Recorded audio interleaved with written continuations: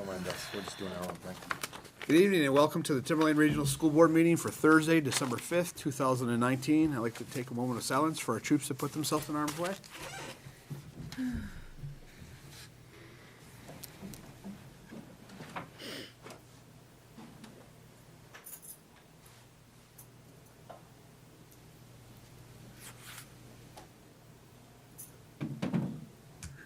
Okay, if we could stand for the Pledge of Allegiance, please.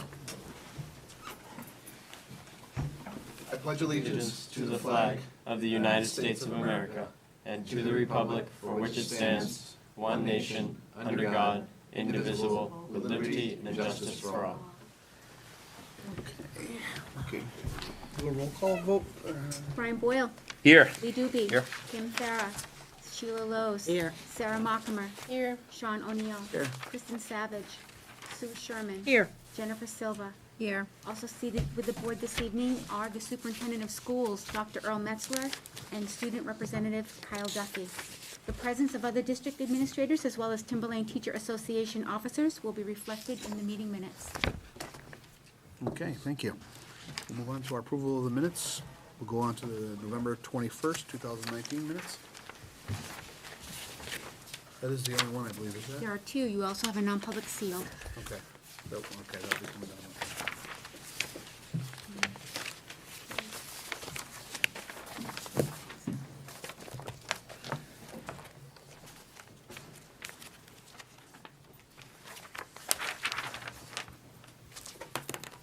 That's right. Yes, please. Thank you.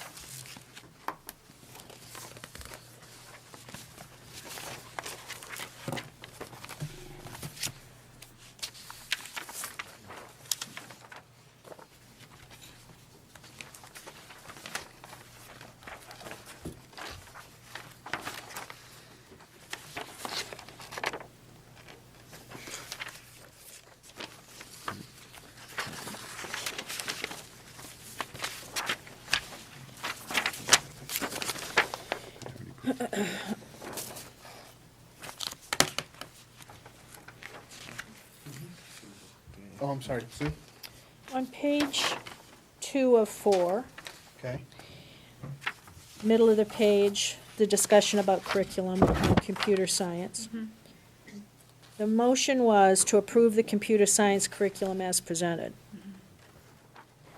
We don't need to have a second read then, because we approved the curriculum as it was presented. There doesn't, So it should actually be approve the first read of them. I believe that curriculum requires 2 reads. I do recall that you're right. That's what the motion was. and that's what we voted on. Right. I would say that the motion stands and that we don't need that second read. We waived that second read without, Officially waiving that. that's so correct, waiving this- without waiving the policy. I would agree that we probably did it inadvertently, but, you know, as a corrective action, I mean, let's be honest here, we're gonna come through again and just revote it again. I think if anybody brings up Well, that's what I any was gonna suggest, that we revote that again, and that would be the same motion. Right. that we I are do gonna recall approve. that at the meeting, and I thought for a moment, like, did they just approve it? No, they couldn't have just approved it, because that's, they have 2 No, reads. that's But what the you're right, motion we was. did approve it. You're right. It was just that good. It was that good. It was impressive, yes. Just above what Sue was talking about, the decreasing the PE requirement and increasing the STEM credit requirements. I believe that's actually a technology credit, is how it's listed in the program of studies.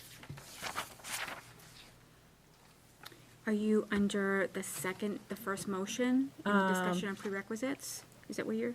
Yes. Okay. I know that Dr. Farah had spoken to, it wasn't just a matter of the technology, she'd spoken about the science and math. So That's I right. paraphrased and called it STEM, even though the word STEM never was raised. Yeah. But it's up to you how you want that reflected. Well, what the conversation was about was the fact that we have a technology requirement that's 0.5 credits. And the PE health, it's 2 credits. Let's change, yeah, I don't think we need to put all that detail in there, Jen. I think that should say that she did discuss reducing the PE credit and increasing the computer science credit. Not the computer literacy, not the, you know, No, I would agree with that, because that's what she was focusing on, the technology. she was talking about the, It's it's actually, yeah, it's the technology credit. so then just change STEM to technology credit. I will do That's what that. that's what I said. Yeah, I'm agree, Oh. I know this is hard for you to believe, but I'm agreeing with you. That's not hard to believe. That we do that and just make that a simple correction. That's what she was referring to. Yes. Okay, anything else?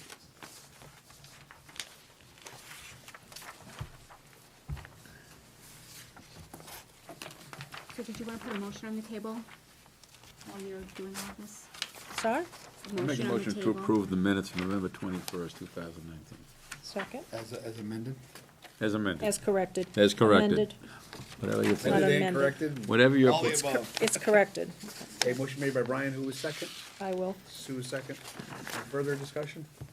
I'm gonna call the question, all those in favor? All those opposed, and all those abstaining.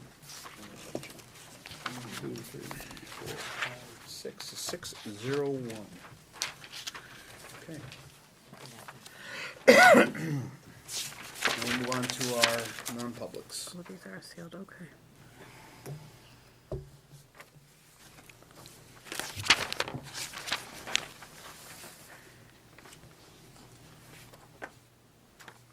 Motion to accept the non-public minutes from November 21st.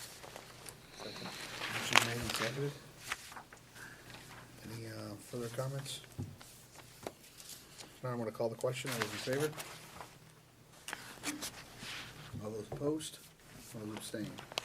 6-0-1, motion passes. If I can get those back? What, the sealed ones?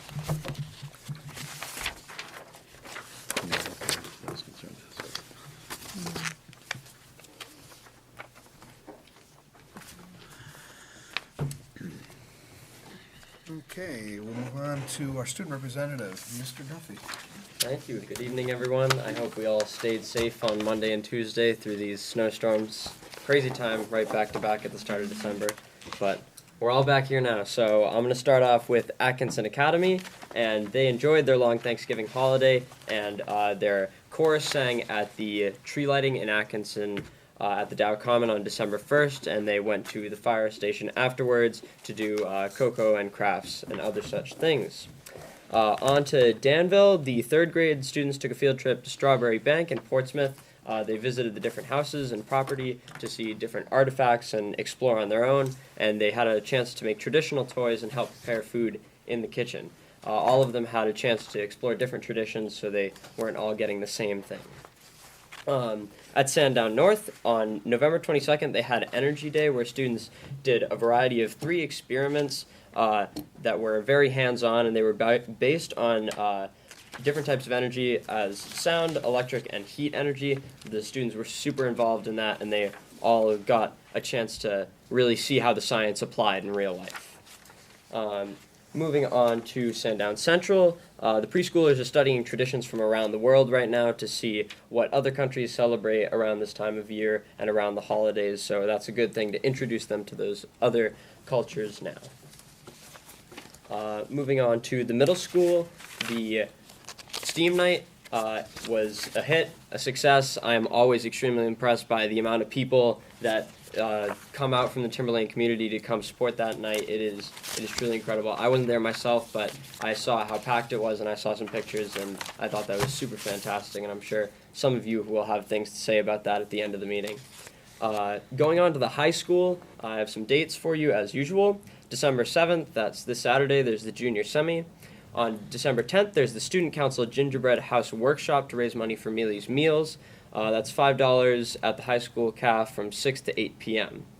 On December 14th, there's another Kids Night Out. Email jennifer.libby@timberlane.net to get more information on that. And also, Mealy's Meals throughout this month is going to be very busy raising funds and getting clothing and items to support those that are in need in our district. And for the performing arts, on Saturday, November 3rd, high school musicians from across the state, they auditioned for a spot in All-State, always a very successful thing that we do here at Timberlane when we participate in that. And those that made the festival will be participating for 3 days in April 2020, and they will go and play in their select ensembles. And I'd like to congratulate all those who made it tonight from Timberlane: Elizabeth Amarelli, Patrick Augiri, Dylan Brandano, Catherine Burke, Jason Casey, Elizabeth Karstensen, Cooper Durkee, Grace Duff, Matthew Fairhurst, Amber Farrell, Joshua Fleeter, Laura Hills, Jenna Horan, Christiana Costa, Justin Livingston, Ian Mockamer, Max Oreo, Isabella Fair, Shannon Rainville, Kaylee Sheffield, Justin Silva, Madison Takeshan, Nora Thaberge, and Galen Walton. So we always have an extremely successful participation in that, and I'm glad to hear that all these people made it who tried out, and I'd like to thank all the people who put in the hard work to try out. For those of you who don't know a lot about the program, it is a lot of hard work to prepare for that audition, whether you make it or not. And I'd also like to make another note that this Sunday on the 8th, there are the high school concerts in the order of band, chorus, orchestra, and guitar orchestra starting at 1 p.m. Those are all to pack. That's usually an awesome night of music for anybody who wants to come, whether you have a student in the music program or not. And one other thing I'd like to note, just earlier this afternoon, we had 7 senior students from Government Club arrive at Yale Model Congress, and they'll be spending that weekend there, Thursday, Friday, Saturday, and Sunday, and I hope that we can all wish them luck on their experience there. So that's all I have for tonight. Thank you. Okay, thank you. All right, we'll move on to our delegates and individuals. I have one here, Coral Hampy.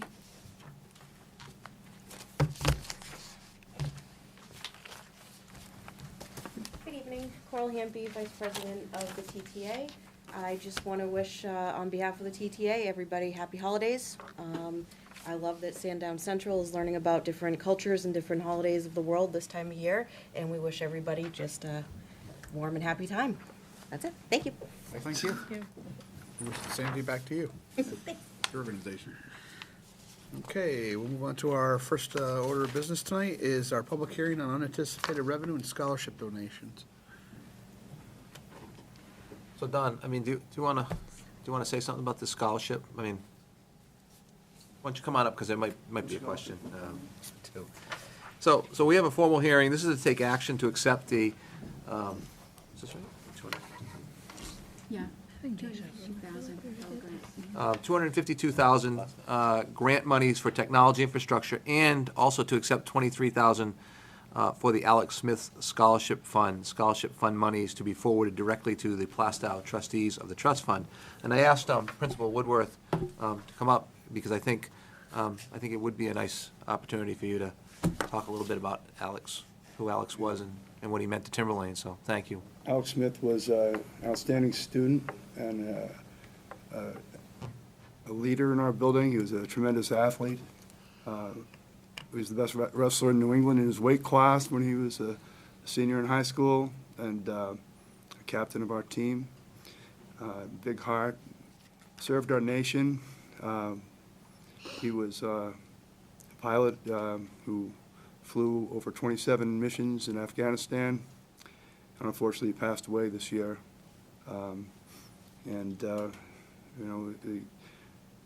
The speeches, the tribute that people of the community here gave him at his funeral was outstanding. Men like Mr. Chulgin, who knew him well, spoke on his behalf, and many local leaders and military friends. We've had some tremendous individuals serve our country and made an unfortunate end, and we'll certainly be putting him on our wall of fame next year. Good. Very good. Good. Make a motion to accept both the scholarship in Alex's name. Alex was a favorite student of mine. I was very proud of his West Point work. We talked often about him wanting to fly because we had that flying interest together. He was a great kid, and I'm heartbroken. So I'd like to accept that scholarship in his name. That's my motion, and also the infrastructure for security purposes. I'll second. Okay, motion's been made and seconded. Any further discussion? Are we in a public hearing right now? Yes. Okay. Kathy, did you say something? I wasn't sure who seconded, but I Oh, I got it. did. Sarah seconded it. Thank you. Did you have something, Jeff, that you wanted to? This is a public hearing, so if somebody wishes to comment from the public, please raise your hand and you'll be recognized. You do have a motion on the floor, I believe, and I Yeah, just, I know we do. yeah, I wanted to confirm with the, that we're making a motion to accept the proceeds Yes, and to expend them as well, right? yes, I'm sorry, yes, absolutely.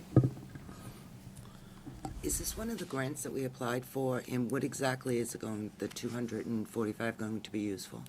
A lot of security upgrades within our, Security upgrades. Discuss that in non-public. She was The at the last- last meeting. The last meeting. I'm just asking, Oh. because I wasn't here, so Yep, no, that's. I realize it's a technology. That's why I was asking where it was going. perfect, yeah. We can get the details. after, right? It's- Yep. So, I'm good. Okay. That was all I needed. So the motion would capture both the receipt of and the expenditure of the funds. Correct. Thank you. The expenditure of that would be defined by the trust certificate for, Alex Smith's Scholarship, scholarship fund. Trustees. and by the terms of the grant that we're receiving from the state, so, we're good. Okay, we all set? Ready to vote? All those in favor? Unanimous? Okay, thank you. Thanks, Don. All right, we're moving on to our action plan, secondary. Closing the public hearing. Doesn't open public hearing, doesn't close. We'll close the public hearing. There's no public comment, right? No, there's no public comment.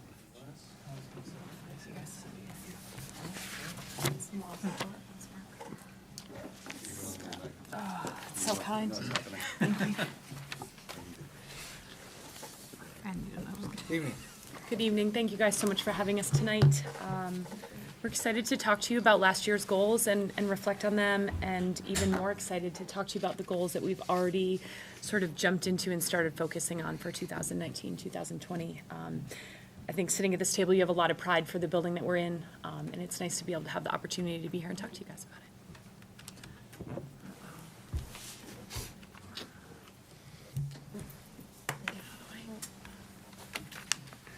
It's like one of these buttons has to work, right?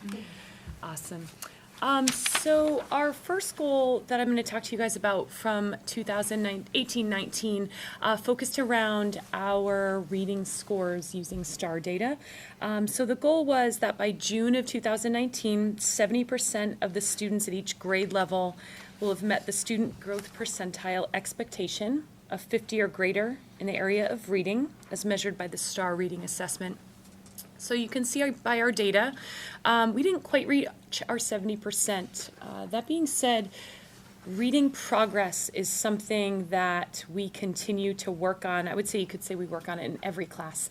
But what I wanted to highlight with this goal wasn't necessarily that we weren't quite at the 70%, but what we did in terms of support for students, as that's sort of where it breaks down. So sixth grade, 54%, seventh and eighth grade, both at 57%. We have an implemented reading block at the middle school that we continue to have as a focus. It's eyes on text for 30 minutes a day. We continue supports with RTI groups. Those groups are flexible, smaller groups using progress monitored data. So we're not revisiting the STAR data just 3 times a year with that benchmark test or at the end of the year when we're looking at it all together. But we can use it over the course of time. Additionally, we've been trying out cross-teaming for some reading support as well throughout this process, and focusing on some enrichment groups during reading and opportunity block as well. Something I think important to note here is that STAR defines an SGP of 50 as high growth, and an SGP of 35 as average growth. So 70 was a pretty lofty goal.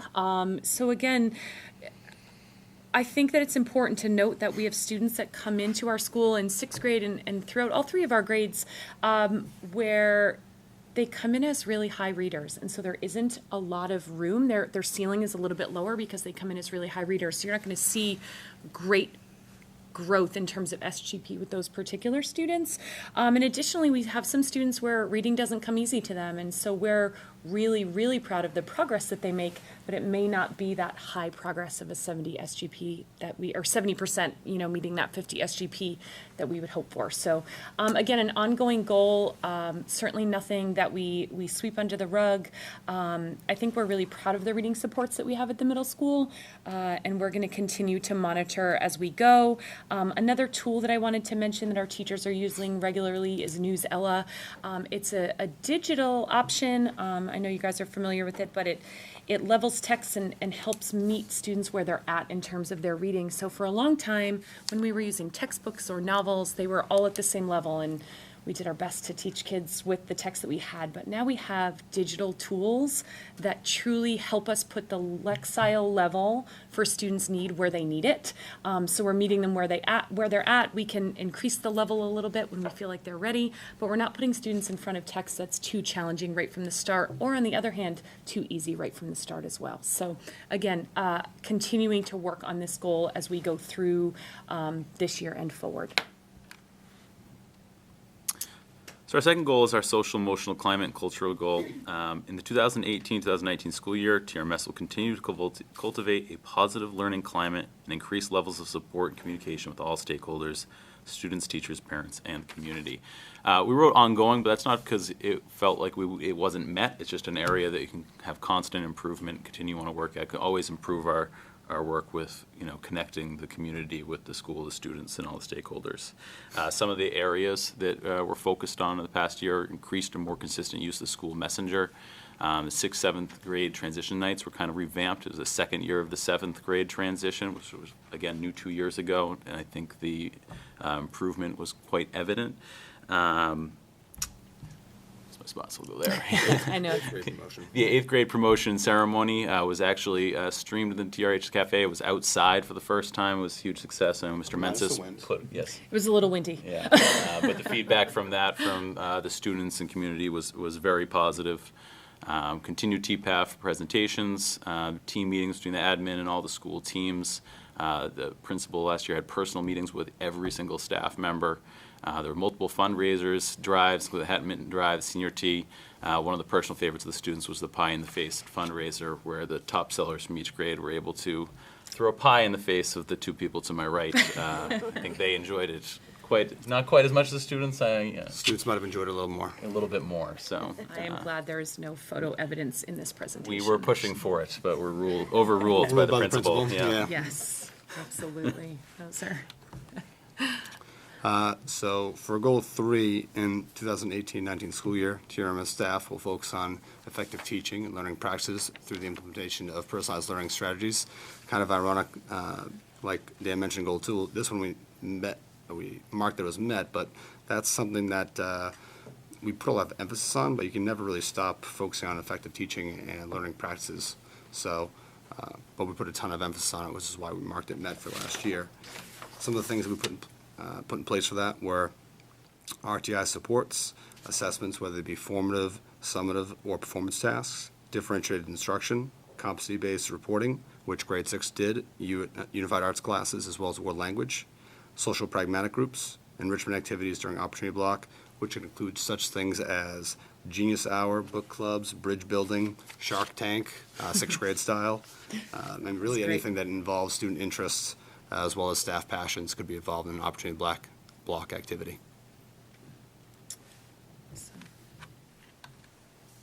So as we look forward to our goals for this year, again, we've already begun working on them.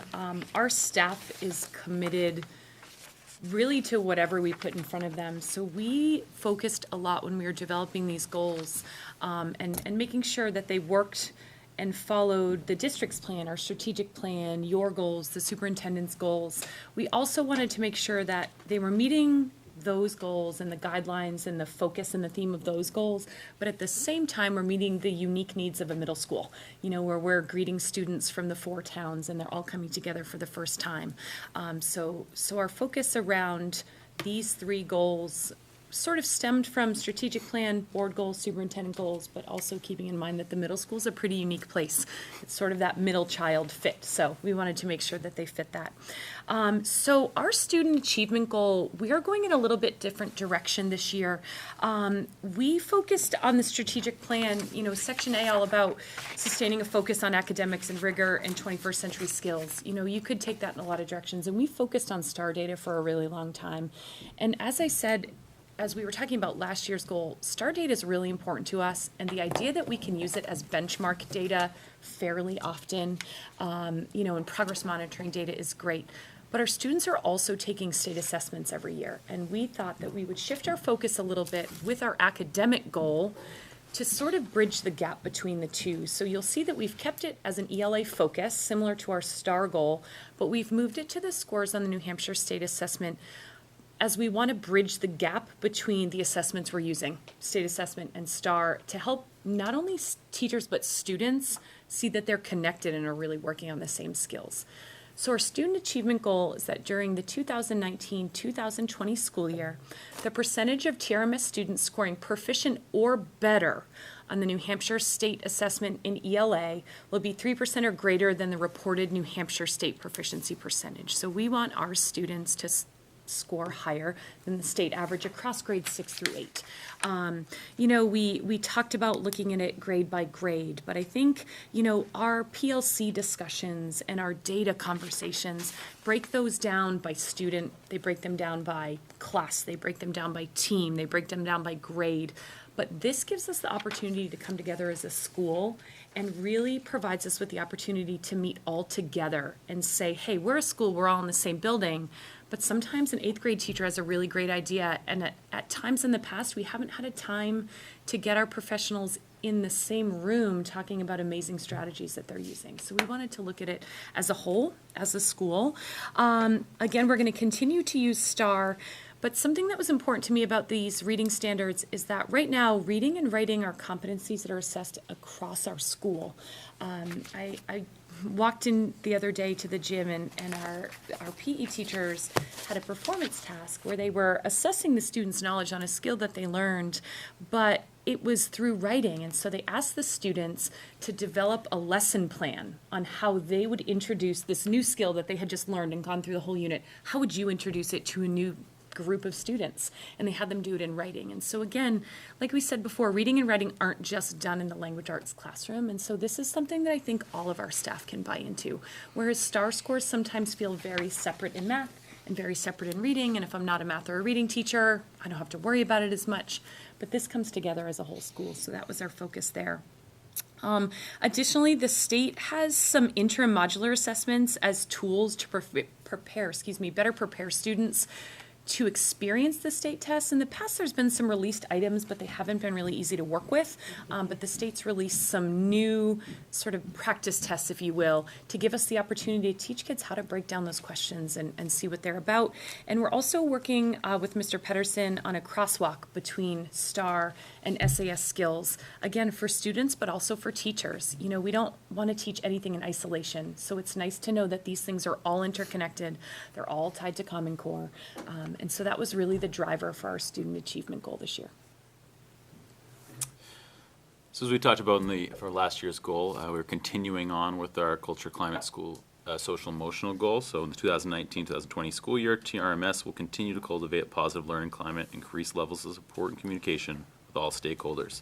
And this aligns with the goal 5 from the strategic plan that Timberland Regional School District schools will foster collaborative engagement of parents and the community to address the social, emotional health, and well-being of our students.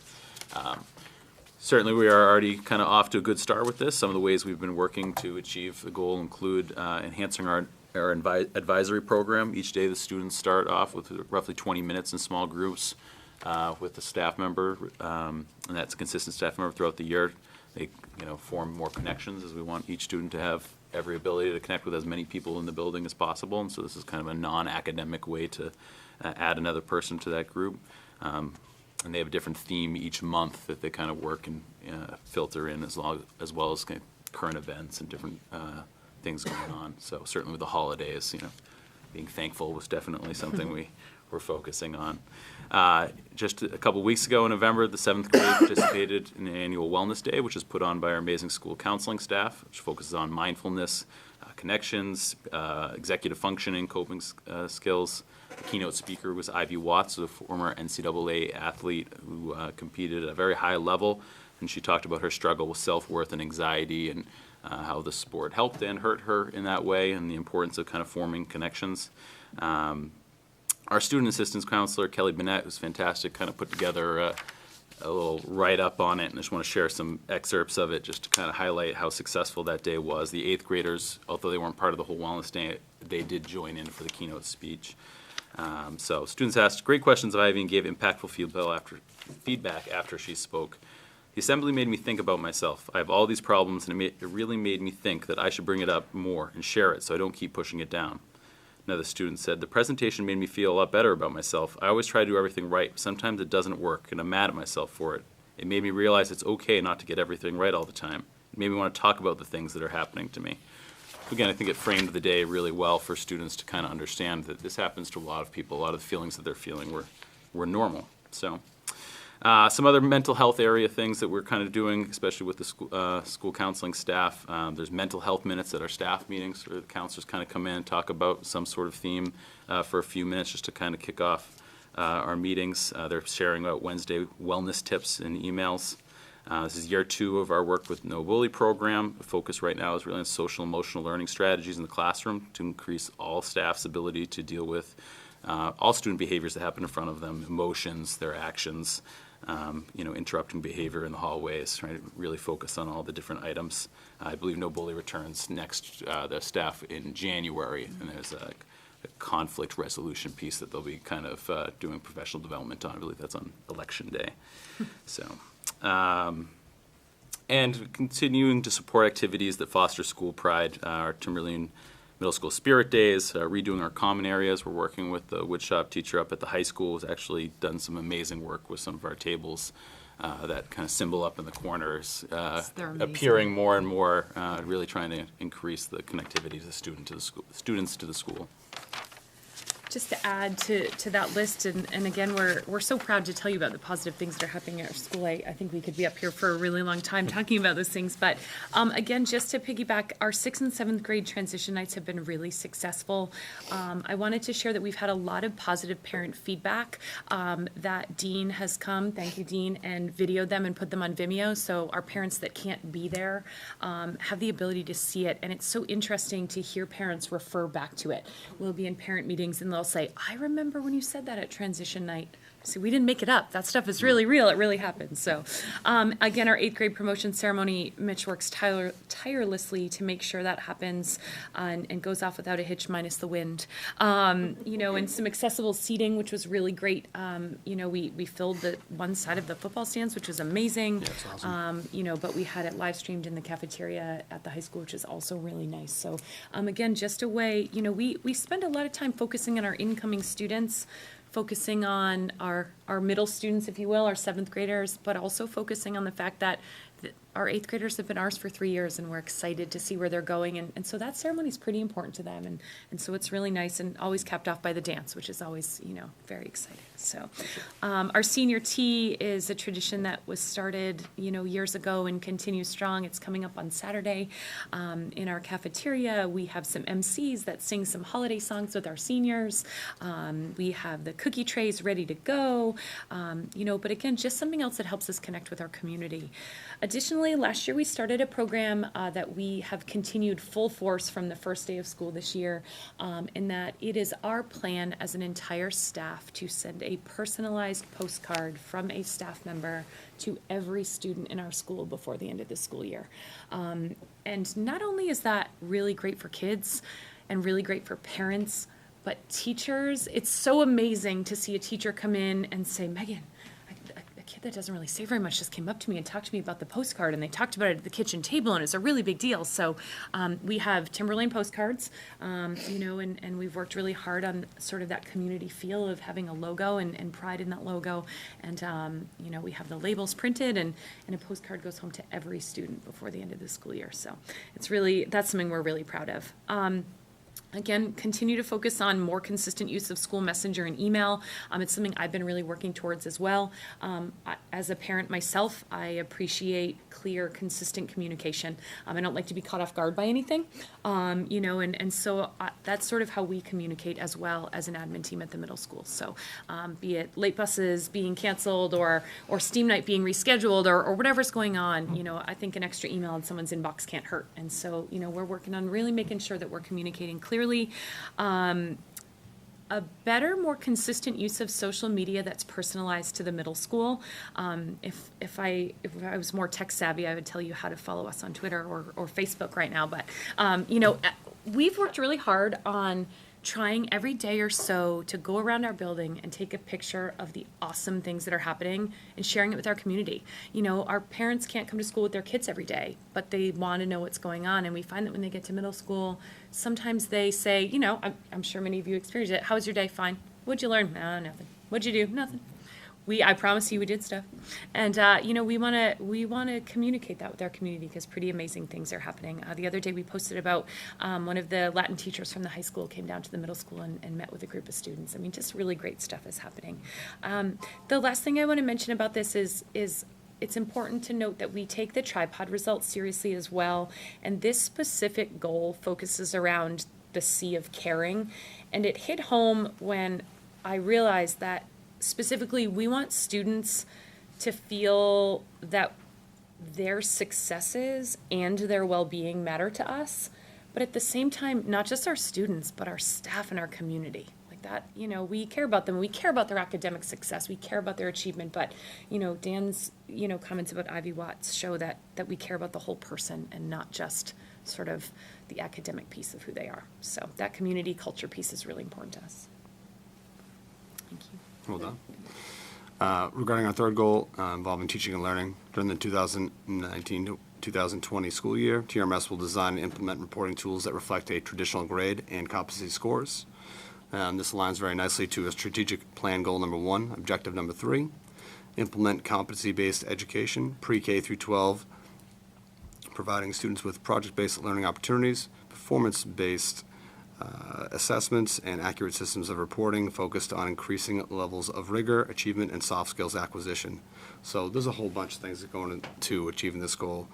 Components such as all classes being taught using competency-based curriculum, each class having at least one performance-based assessment in each grading period, as seen in the assessment map or in gradebook. Teachers using common rubrics to indicate levels of performance on competency assessments. All classroom teachers will be reporting out on at least 3 performance-based assessments as seen in the assessment map or gradebook. All teachers being proficient at using tools like PowerSchool Pro for the reporting process on student competency levels, which now that we've been using for a couple years, we have lots of teacher experts who are happy to help their colleagues in the transition as well.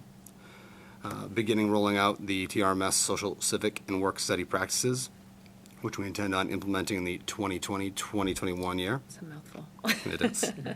And a lot of these things are possible due to the support of fellow administrators, Mark Pedersen, our deans, to make sure that the staff has the PD they need and support needed to be successful, ample common planning time, as well as dedicated PLC time. So, thank you. Thank you. Thank you. Any questions from the board? Jen? That first student Yes. achievement one up there, do we know where we're at for the 2018, 2019 school year? 18. So last year's data. Yeah, so if this year we're looking to be 3% greater than the New Hampshire State Proficiency percentage, where were we at last year in comparison to the New Hampshire State? Sure. So from my understanding, I think there's a specific data presentation that's coming to you. I think got pushed because of the snow, but I can tell you, and I was developing this goal and I was looking through it, I don't want to speak out of turn about the data, but I can say that we were 2% higher. Let's see. I have it in front of me because I made sure I took a note on it so that I could answer this question if you had it. You knew I was gonna ask. Not you personally, I don't know. We didn't talk. You can say it, yes, Jen personally. 58 to 56. So TRMS, we were, I know, right? Thank you. It's like, Jen, ask this question. No. So we were at 58. Now, again, I'm just talking middle school as a whole. So again, I don't want to speak out of turn with specific data, but 58 at TRMS versus 56 for the state. Again, that's not breaking it down by grade or anything like that. So General average. That's yeah, just average. so I wanted to make sure that I didn't take exactly what it was because I wanted to push for Okay, growth. Sandy's standing behind you. Go She's on. like, yes, perfect. Shaking her head, yes. So, we wanted to go a little bit higher, but also, we learned a little bit from last year's goal. I don't want to shoot over the moon with our goals and feel like we're unsuccessful in trying to meet them. So I felt like this was a little bit higher than last year's and gives us some chance to grow. So thanks for asking. Okay. Anybody else? Yeah. Thank you. Thank Thanks you. so much. Enthusiasm.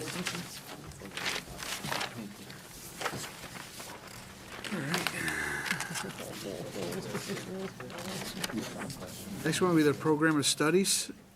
We're not doing the, not gonna do the high school action plan? We're skipping that?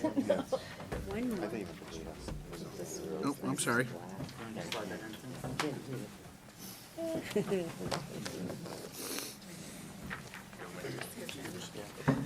They want to come, we'll just sit back there. I know, really. That's a good one. John, we were thinking about swapping seats. Feeling a little outnumbered. I want to see the car that they all came in. They took a bus, they called Sandy. Hey, Can you tell me which hour you want me to, please? All right. I'm happy to have some support here tonight from my, some of the members of our principal's leadership team.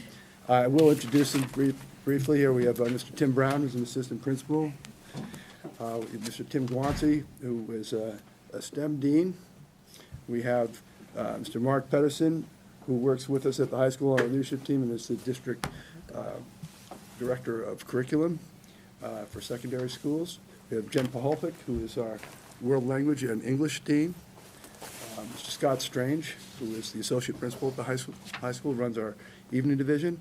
And Ms. Jen Mitchison, who is the dean of everything else that we do, which is, she has art, and she has social studies, and RTI, and she has family and consumer science, and, I'm missing business. So I think that covers it. But together, we wanted to share with you the 2018-19 successes that we had as we met our goals, and also talk about this year's goals, which we've been working on since we got together with the staff in August. We framed our goals on our mission statement, and that's why that's up there. We feel like we have to live up to the district expectations relative to that mission. And I really want to focus on the tail end of that when we start talking about, holding rigorous standards for ourselves and then constantly going after it. We want to improve the quality of the education of all of our students. So we'll start with our first goal with Mr. Brown. Okay. In the 2018-19 school year, TRHS will develop a positive school climate for learning and personal growth. We went about this a number of ways, and much like the middle school said, we feel like we met this goal, but it is always an ongoing goal. It's something that we're continuing to look at and improve upon on a year-to-year basis. We did this last year through our continued RTI system of support, identifying students that have areas of weakness in certain areas and providing them supports that they need to strengthen those areas. We do this through our academic support center. We reallocated one of our writing specialists, one of our support staff last year, and placed that position in the academic support center so that students that need extra help have another tool at their disposal. They have one of our writing specialists now to help on anything they may need in that regard. We have structured study halls for our students that need them. This is time that they can use to get caught up on work, get ahead of work, make appointments with teachers who have free periods where they can get extra help, use the library. We found this to be very positive. Our students use this appropriately, and it's been a big success that we've had this. Our teachers developed an advisory program last year to implement for this school year. Mrs. Mitchison oversaw this, but the teachers really drove this and have implemented it, and they meet regularly and have really led our staff during PD days and got them trained on what the advisory program should look like, and it's teacher-centered and driven by them. And last year, we also got our teachers and staff and administration trained in the year 1 of the No Bully program. So we felt like we met this goal through these various methods last year, and but we will continue to look at them as we move forward. So then as we look at the 2018-2019, more of an academic goal, so in the 2018-2019 school year, TRHS will increase student achievement as demonstrated on school-wide, statewide, and national assessments. Now, before we start actually looking into this data, and Mr. Guanci is going to take us through some of this data, I just want to note that this data is going to be presented here as part of this action plan goals review, but some of this data, the AP data you had seen previously in a November board meeting when Sandy and I presented the AP data, and some of this data, you know, the New Hampshire SAS data, state SAT, for school board request, a separate formal presentation will be made on that.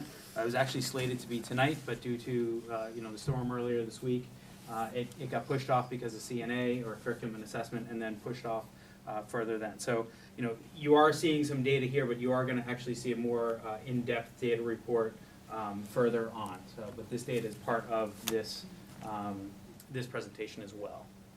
So Tim's gonna, Mr. Tim Guanci is gonna bring us through some of these numbers. So in the 2019 school year at the high school, we had several different things that we're doing with our students to help prepare them for the SAT class. In math classes, we had our teachers putting together sample problems that were similar or parallel problems to problems that they would see on the SAT in various math components. Our social studies, English, and science departments all were working with our students to help prepare them for the written essay portion of the exam that they'd be taking for the first time. So in social studies and science classes, the students went through and did practice essays, which they were then able to meet with their English teachers and review the essay and get feedback and critiques on their writing style and how they could better prepare for the SAT exam. When we look at our 2019 scores, TRHS math score was around a 509, and our English was 521. When we compare that to the state averages, the state math score was a 508, and the state English score was a 516. So we were in both areas. We were above our state average, and then when we compare that even greater to the national math and English, we were surpassing those by a greater percentage, as the national math average was only 479 and the English average was 489. Has there been any rationale? I mean, that's a big spread to move in 1 year. If you take a, Even at a national level. well, that was what I was going to try to say, is that, yeah, if you look at each year independently and you look at the national sway, you see how something's going on sometimes that you have to try to dig a little deeper to understand. Right. One of those things is the changes in the test and how people's curriculum and instruction is reflecting the types of changes that they're making in the exam itself. So there's a little bit of a riddle to it each year to keep pace with that. We think we benefit from the changes in the testing because we've been working on the competencies that are aligned with the national competencies that are used for development of those tests. So, but it's a good point. I'm sorry, can I just jump in here? You can't make a point here because you're looking at just a number without any margins of errors. And if you don't have your error bars in here, you can't even make a determination as to whether or not that's a significant difference between those two numbers. Because if the margin of error is plus or minus 25, there's overlap between those two. All right, well, this is what we have to look at as a score we are given, and yes, we could see ranges where that Don't they could give you an fall in. error associated with the scores? When you're looking at this at a Well- national level? What we're trying to show is, over time, to try to get a pattern to see how we're doing relative to the state. And I think it gives us a way to look at that. And so I think it's an important thing to look at. In terms of I what you're saying, I'm agree. sure you're right. I agree, it's important to look at, but you have to look at it in the context of what the error is associated with this. And I know we've got very good statisticians in the high school math department that could probably help, that would really show you. It's concerning that you're saying there's a trend. I mean, this is your raw data. A trend implies that there's a movement, say up or down. So my concern is, there may be you may be level here all the way across, or you actually might be doing a little bit better, but it's really difficult to tell unless you actually have some more information and you plot this out if you're talking about a trend. So, Sue, do you agree? I think the numbers are probably less meaningful without all the background, and I would say that probably you're probably, and maybe me secondly, understand, and this table of people understand that the numbers aren't everything and all, right? Without some background. It Right, does make so it hard to that's- set a specific goal, target, a That's right. particular number. That's right. And it does bring into question, if we try to say the significance of a particular score. Right. Is great. So, I appreciate that. I'd appreciate it if I know you've got a great stats teacher, maybe have, it would be a very simple thing to do to kind of make a determination here based on, anyway, we can talk about that some other Okay, thank you. moving on. So again, when we keep looking at the core data or the raw data that we're given based on averages, when we compare TRH math scores for the 2019 year, 43% of our scores were ranked proficient or greater. When we looked at the English scores, 69% were ranked proficient or greater. When we compare those to the state averages for both math and English, at math for the state average was around 40% proficient, and then with English, state average was around 60%. 60% of students ranking proficient in terms of testing.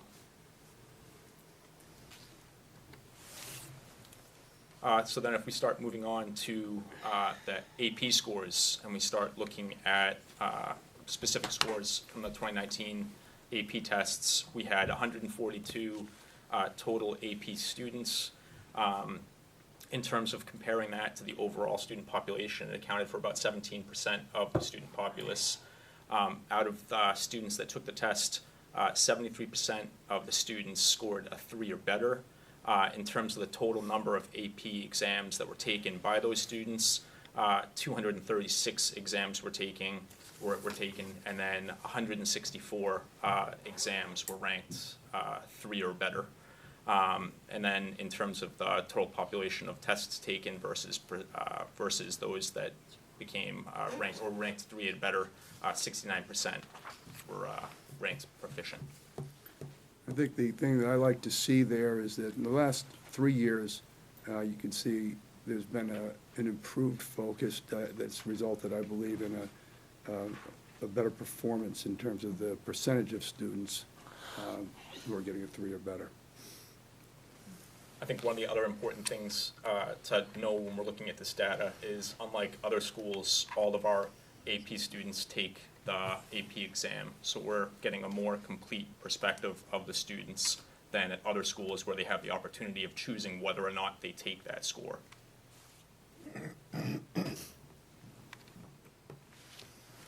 And then again, in closing out the AP data, when we look at it, 73% of all AP students scored a 3 or better. 69% of all the students that took all AP exams scored a 3 or better. And then in terms of comparing that to 69% was the state average. And then when we compare that to the larger global average, the amount of students that scored a 3 or better was only 57%.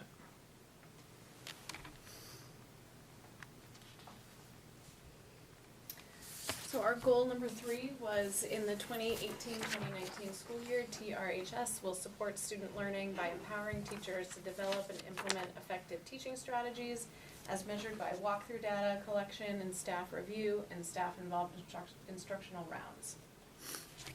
So we are really proud of the support that we offer our teachers. Our entire admin team serves as evaluators of some or many teachers and our staff, and we do that in a variety of ways. Last year, we completed 154 instructional walkthroughs. That's just a very small snapshot of a piece of instruction where an evaluator will show up unannounced. The actual walkthrough is not evaluative in nature, but it gives teachers immediate feedback. We look at what the students are doing, what the teachers are doing, what competencies are being addressed, what pieces of the curriculum are being visited, what assessments are happening. And again, they get that feedback right away. It's electronic and it goes to them as soon as the walkthrough is complete. Then we also have a series of observations that we do through our evaluations. We do informal observations and then we do formal observations. Informals are about 20 to 30 minutes in length, some of them unannounced and some of them prearranged for various reasons. And a formal lasts from about 30 minutes to an hour, depending on what's going on in the class that day. And those are pre-planned, where a teacher will choose to have an evaluator come in for a specific lesson, and they'll have a pre-conference to set up, you know, what their goals are, what they're going to be planning, what they're going to be doing with the kids, what assessments will be happening. And then the observation takes place. After that happens, then there's a post-conference where it gives the evaluator and the educator a chance to debrief and sort of unpack the feedback that they're getting. So in our evaluation plan, every teacher in the building is going to have 2 informals done over the course of the year. Every new educator in the building will have 2 formal observations done over the course of the year. And every experienced teacher within the 3 years of their cycle will have 1 formal observation done, and that's based on their certification. In addition to that, we have a lot of structured professional development time and department meeting time to work on things like our department-wide rubrics, our assessment maps, and our performance assessments. So our department-wide rubrics vary department to department, obviously, but they're all competency-based and have a lot of similarities as we look at like the structure and the setup and the template of them across the building. And it's a way for teachers to give additional feedback to students using that 4-3-2-1 sort of grading system and giving them some feedback looking at the language of the rubrics. And then the assessment maps, we have teachers working sometimes individually and sometimes in PLCs and groups of teachers that teach the same course, and it gives them a chance to figure out how they're going to link the assessments that they're doing to the competencies that are available in the course. So it's a little bit of like long-term planning. And then our performance assessments are a way for teachers to assess multiple competencies in a course through one assessment.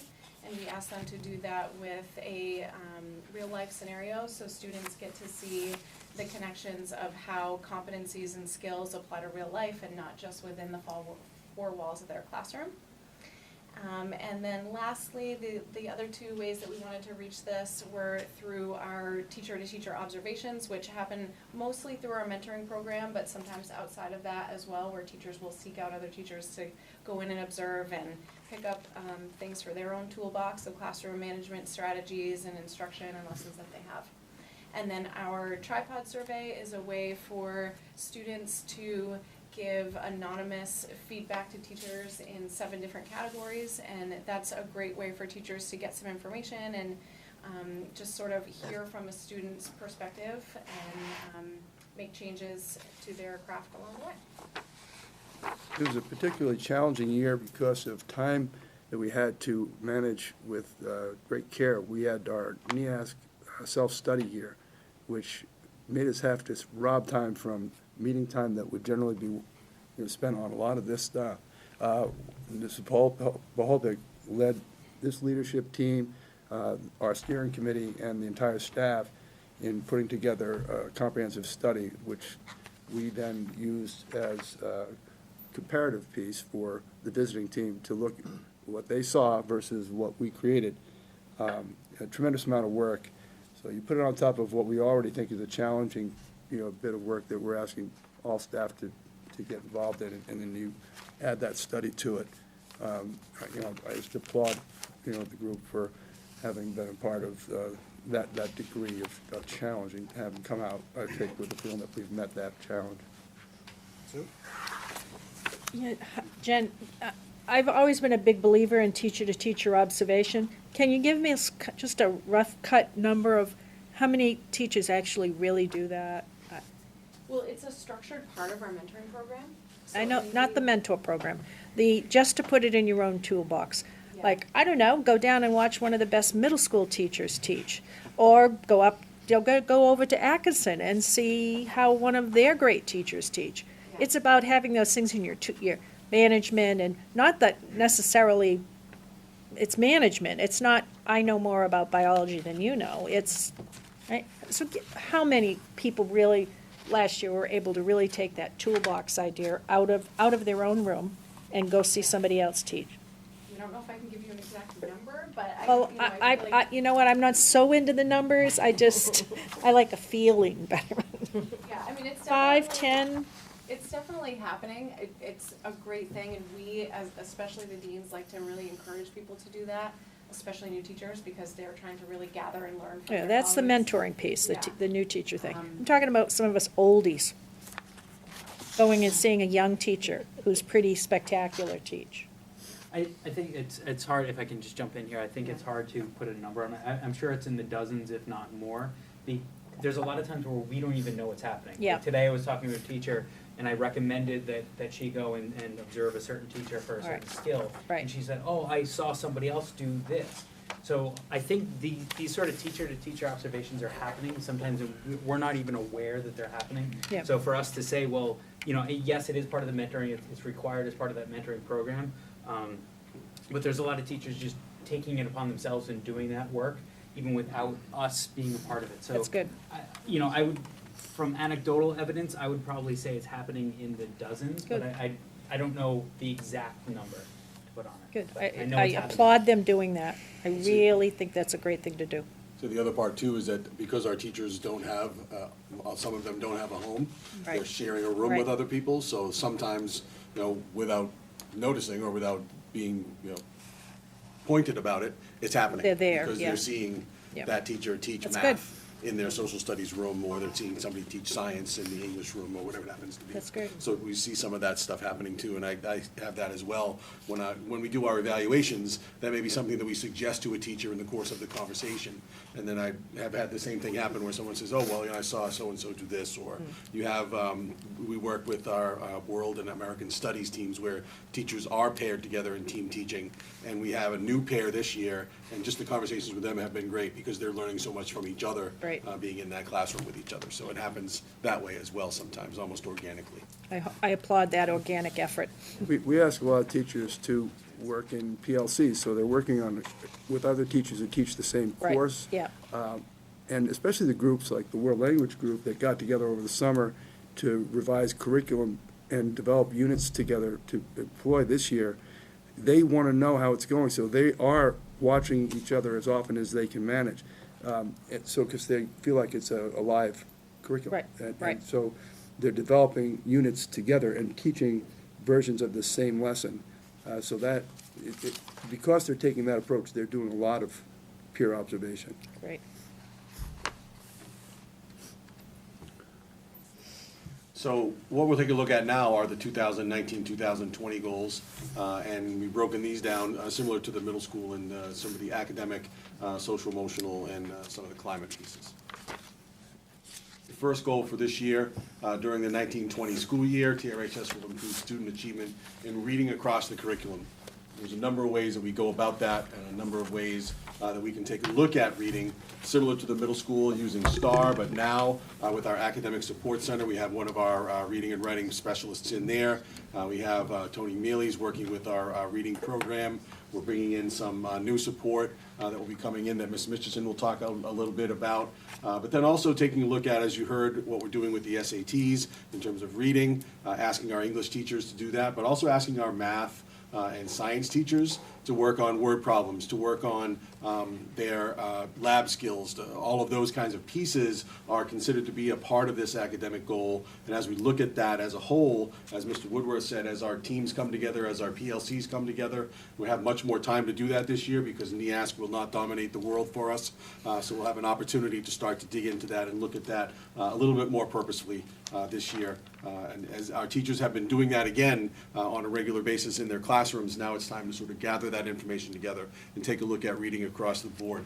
We've also asked our librarian, Mrs. Green, this year to take a look at how the library can integrate itself into our curriculum. She's done a fantastic job to this point, start of the year, working out, reaching out to teachers, getting them involved, getting them into the library, using the library resources, using everything that we have in our school to sort of come to bear in terms of reading. And as Mrs. Kelker said, to put eyes on text. How are we doing that? How are we doing that across the curriculum? What are the ways that we're going to be able to move that ball across the board for our teachers and for our students?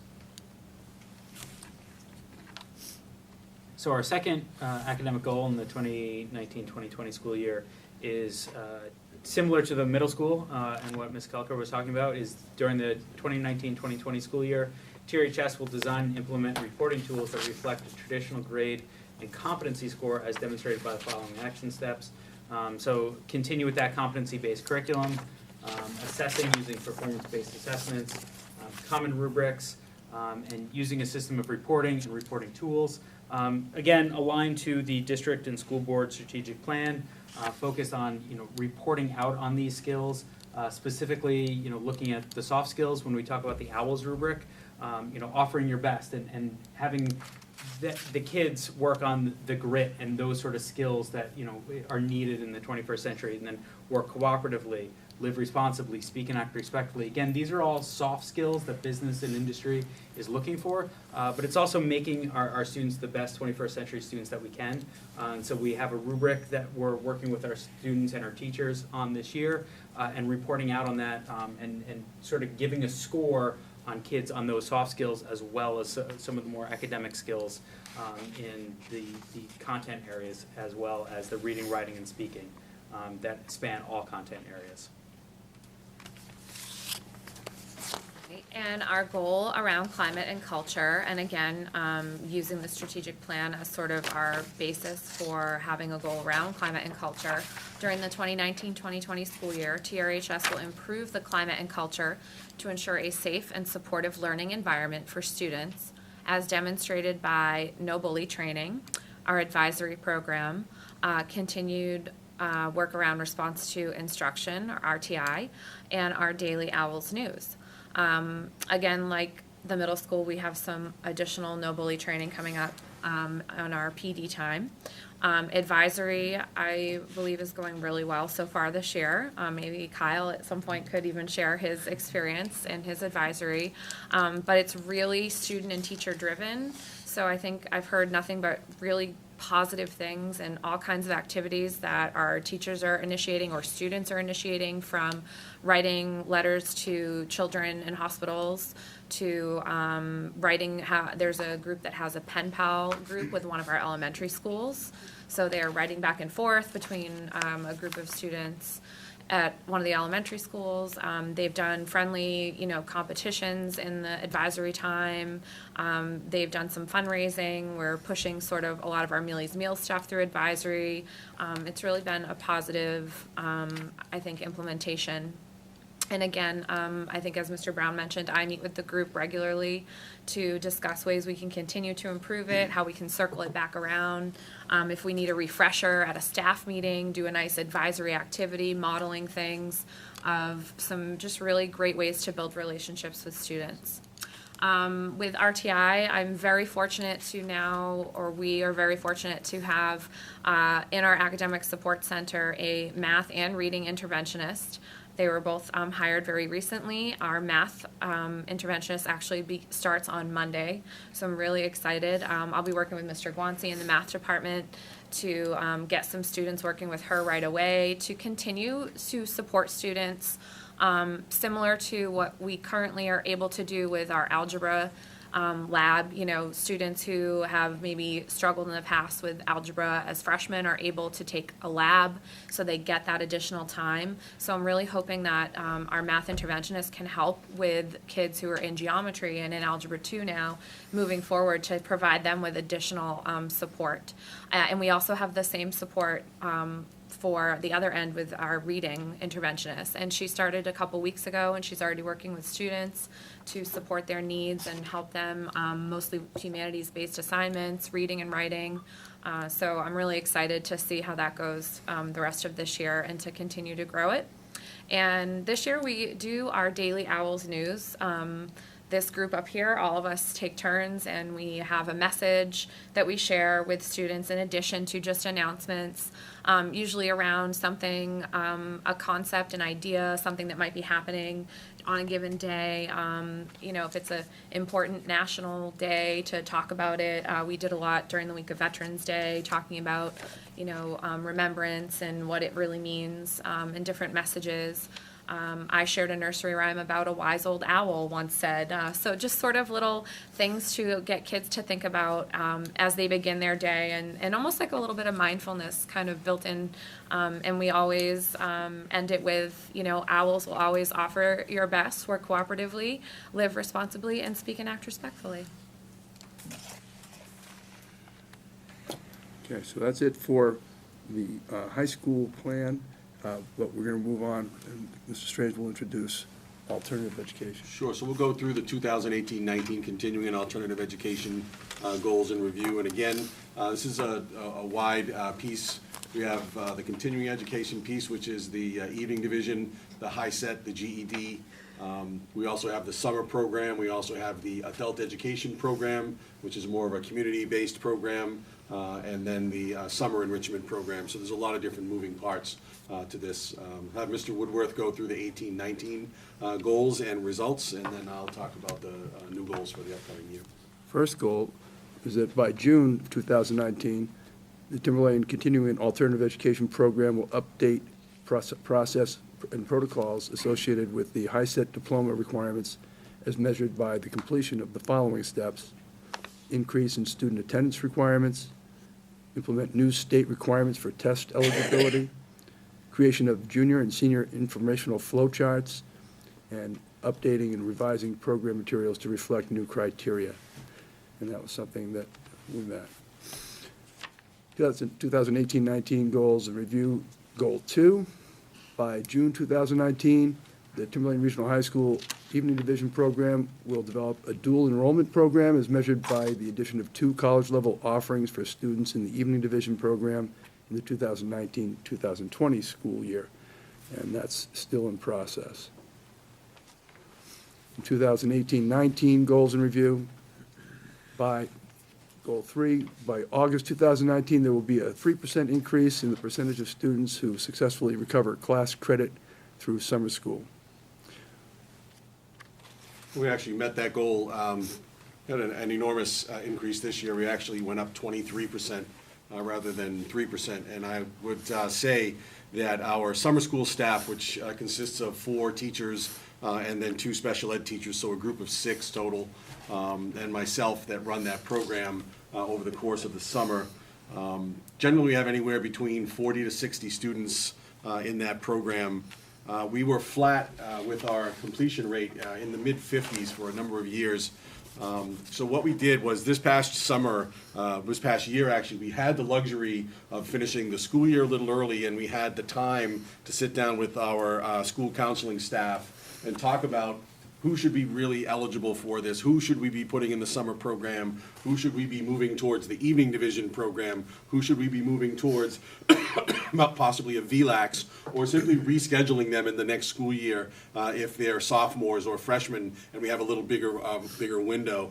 We also talked about communication. So we did a number of different things. First of all, working with the school counseling staff, we sort of narrowed the funnel of students that we would put into the actual summer program with somebody that we thought could be successful in it. The other thing we talked about too is just communication about the expectations of that summer program, what it is, what it means. It's not the traditional summer program where you're simply teaching Algebra 1 all over again. It's a credit recovery program. It's for students who may have failed 1 or 2 quarters in the school year and ended up with an F at the end of the year and are going back to recover that to get that credit so that they can move on into their sophomore, junior, senior year and not fall behind credit-wise in that mix. So working with that, with the school counseling staff, who are phenomenal in all that they do, we really sort of focused in on, okay, who are we going to bring into this program that we can sort of guarantee or move towards success in the program.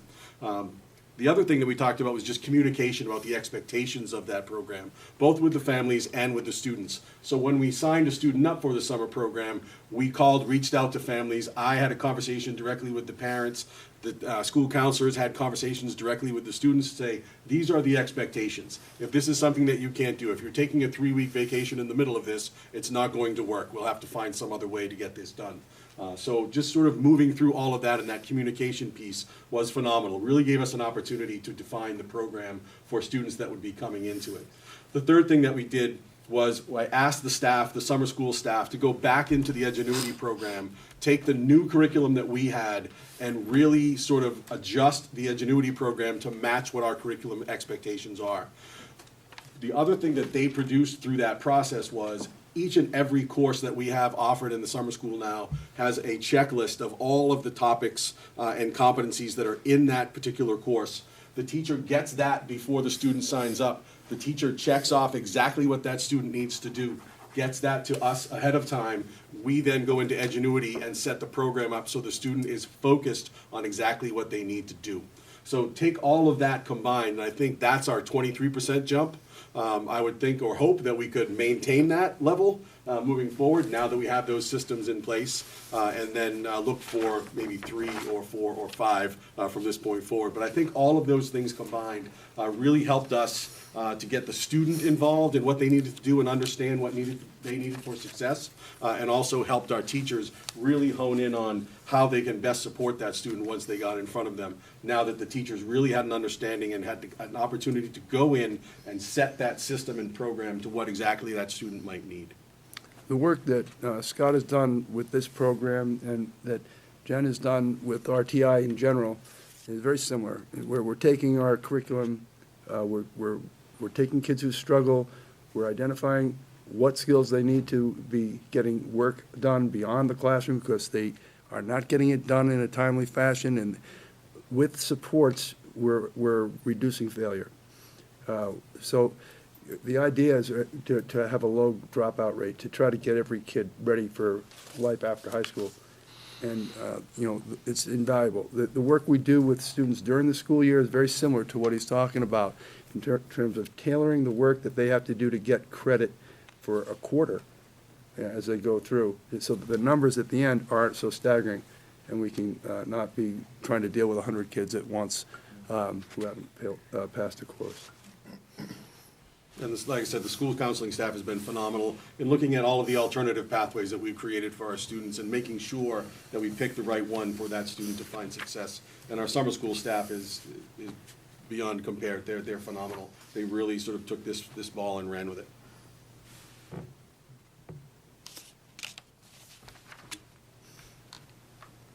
So we take a look at the goals for the upcoming school year. In the 2019-2020 school year, Timberlane Regional High School will gain certification to become a high-set testing center. This is the GED program. It's now the high-set program.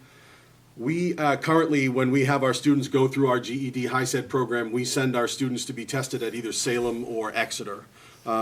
What we found was because we have a high-set diploma program and some of these students are working towards their diploma, we're sort of beholden to the schedules of these other schools as to when this test is going to happen.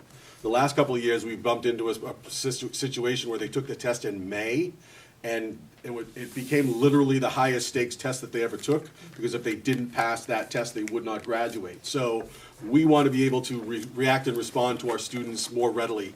so that if they do take the test and they fail part of it, we don't have to wait for another school's schedule to say, you have to wait until May or June to take this test. We can test them in real time. We can figure out exactly what, we already know exactly what they need to work on, so when if they do fail any one of the 5 segments of the test, our teachers work directly with the test results to say, okay, to prepare you for the next time the test happens, this is what we need to work on. But we can do that in more real time in terms of that student maybe fails one section of the test in May, we don't have to wait until June to test them. We can put them right into the program to get them ready and then test them when we need to test them so that we can get them ready for that June graduation date. Or if we got a student, for instance, we have a lot of students that come through our high-set program or through our evening division program that are going into the military, and they need that certificate in order to register, to sign up, to literally finish that dotted line. We don't want them to have to wait and say, oh, you're gonna have to wait until August or, September, October to retake the test. We can do that within the time frame that they need in order to be ready and prepared to sign on that dotted line. So this particular program here, we've already started training for that. We've worked with the state. We've contacted the state. The state has given us the okay. ETS, which is the testing company, has given us the okay. It's now a matter of meeting those certification requirements. What we will do is we will, myself and Lisa Petrie, who is the guidance counselor for the evening division, we will be trained as test proctors, so we will actually administer the test. The teachers of the high-set program cannot give the test, so they will prepare for the test and we will actually administer the test. So we will have that opportunity to do that. We can also help out our surrounding schools, Salem, Pinkerton, et cetera. If they have some students that are in the same spot, we can help them out. Students can come here to test as well. It is no cost to us. It does not cost us anything for ETS. It does not cost us anything for the state. Everything is covered. It's going to be a no-cost system for us to get this ready. But what it does do is it makes us more prepared to be reacting and responding to our students' needs in real time. Second, and this is a continuation from last year, we have started the program where we have a cohort of teachers who are now doing evening division classes. What we want to now do is start to get some classes that students would be able to access in our evening division program. Again, giving us some alternative pathways, some alternative ways and methods for students to take classes for their graduation here, but also to get them prepared for college. So we're working again through Mark, and Mark has done yeoman's work on this as well, to try to move at least 2 college-level offerings into our evening division program, so that students of all kinds, doesn't have to be anybody that is in the evening division program, be somebody in the day division that wants to take these classes, can be anybody coming in and doing that. We also talked about the possibility of having something that would be for our community as well, because we do have a robust adult education program that we run that are just classes like cooking classes or furniture painting classes or Tai Chi classes. But if we could also offer some college level classes so that people can, move towards their associate's degree or work towards some other goals that they may have if they're adults in our communities, that might be another possibility for us as well. Any questions for us? Jan?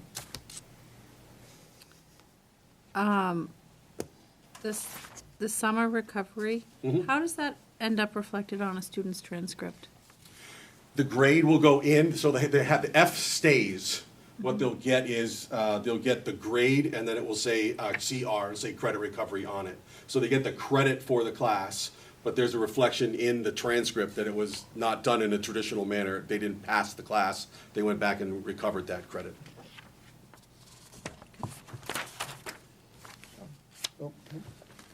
How many students were in that program? You said the it summer went from program? 3% to a 23%, yeah. I want to say that this year, I think that we had around 40, it's between 45 and 50. I want to say right around 49, 47, somewhere in that area. A difference of about I can get 8 the exact number students. for you. And one other question, I guess, and Lee, I think we had this discussion about the evening division, about the cost per course based on the number of students. Have you looked at that and compared it to what? I think on the 19th, we have a presentation that's coming. Thank you. Yep.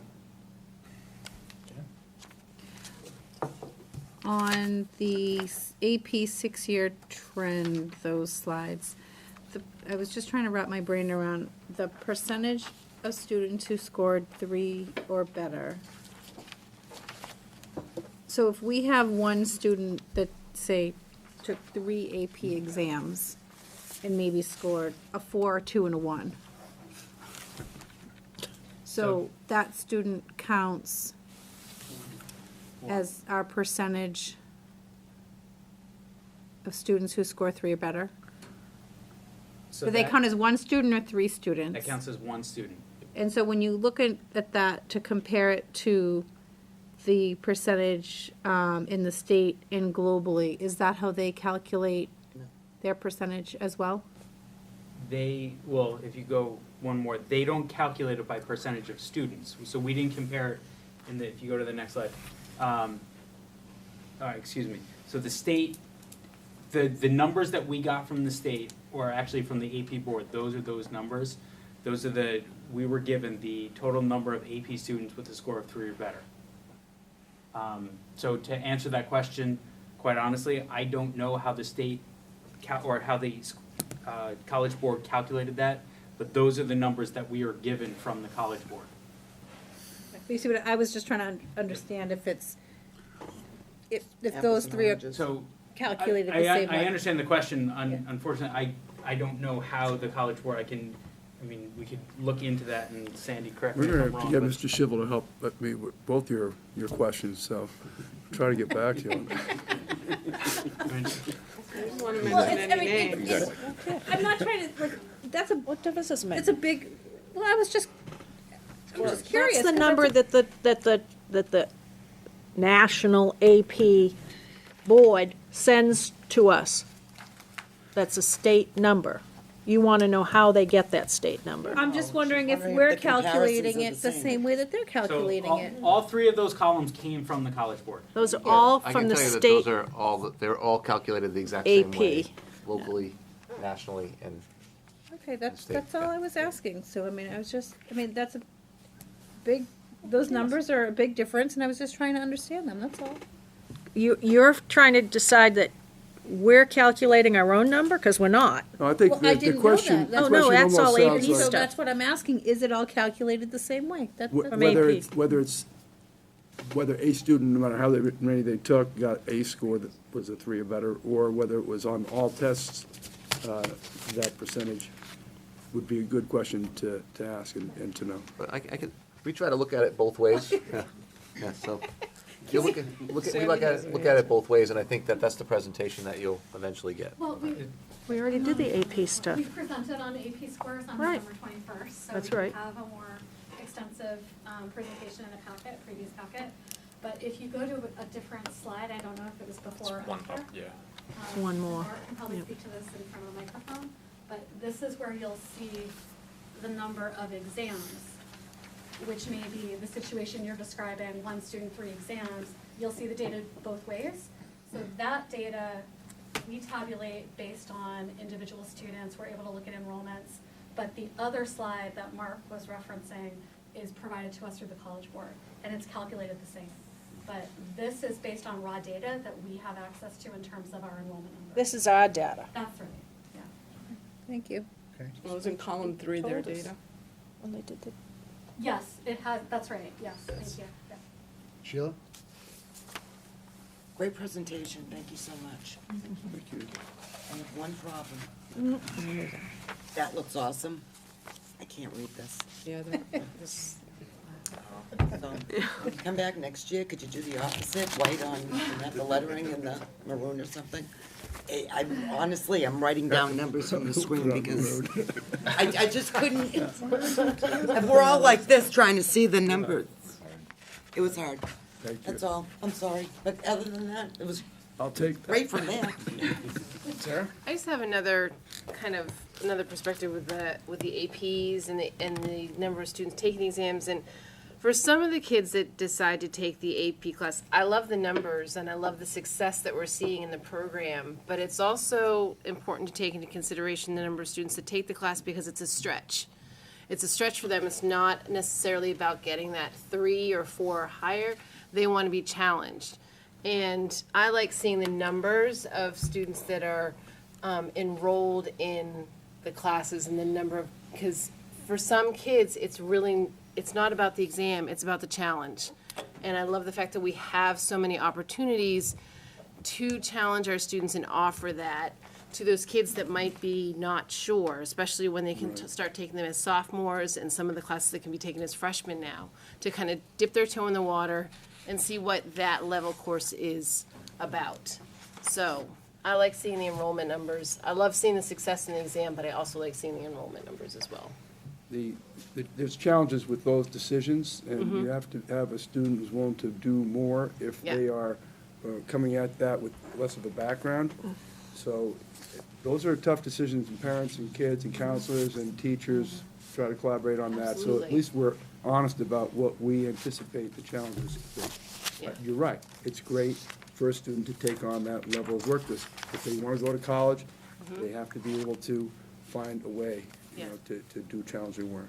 And our evening division phys ed is filled with AP kids. Yes. Jim. There you go. Thank you. Thank you. Thanks.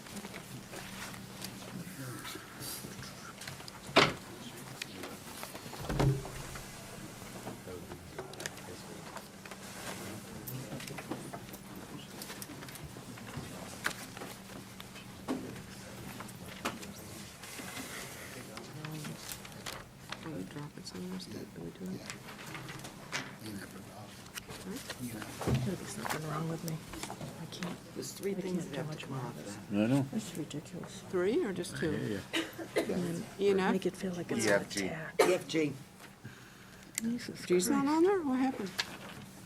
Brian said it, he doesn't even know how it got on there. Don't worry about it. Will. Go ahead, Mr. Pedersen. Okay. So I'm here tonight for just the second read of the program of studies first, and then the computer science curriculum second. So the last time I was here, thank you for that opportunity to present. I was tasked with going back and talking to the computer science teacher about the prerequisite, specifically in computer science, or excuse me, AP Computer Science, AP Computer Science A. Sorry about that. So I spoke to that teacher. He said that he really wanted to gauge the student's ability to be successful in computer science. We had a discussion about it, and he said, well, let's just add on into the prerequisite or departmental or instructional approval.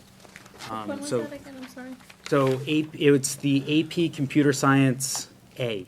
Yeah, in the book, it was actually So it's in Kim the program of pointed out, studies. yeah. If you look, I don't know the page off the top of my head. I apologize for that. It's it's 36. Thank you.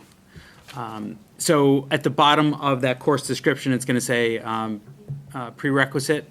Right now, the prerequisite, or in the copy that is in front of you, the prerequisite is listed as Intro to Computer Science. After the discussion from the last board meeting, what I'm asking to add to that is or instructor approval. And Kim felt that maybe it just got cut off. We had talked about that.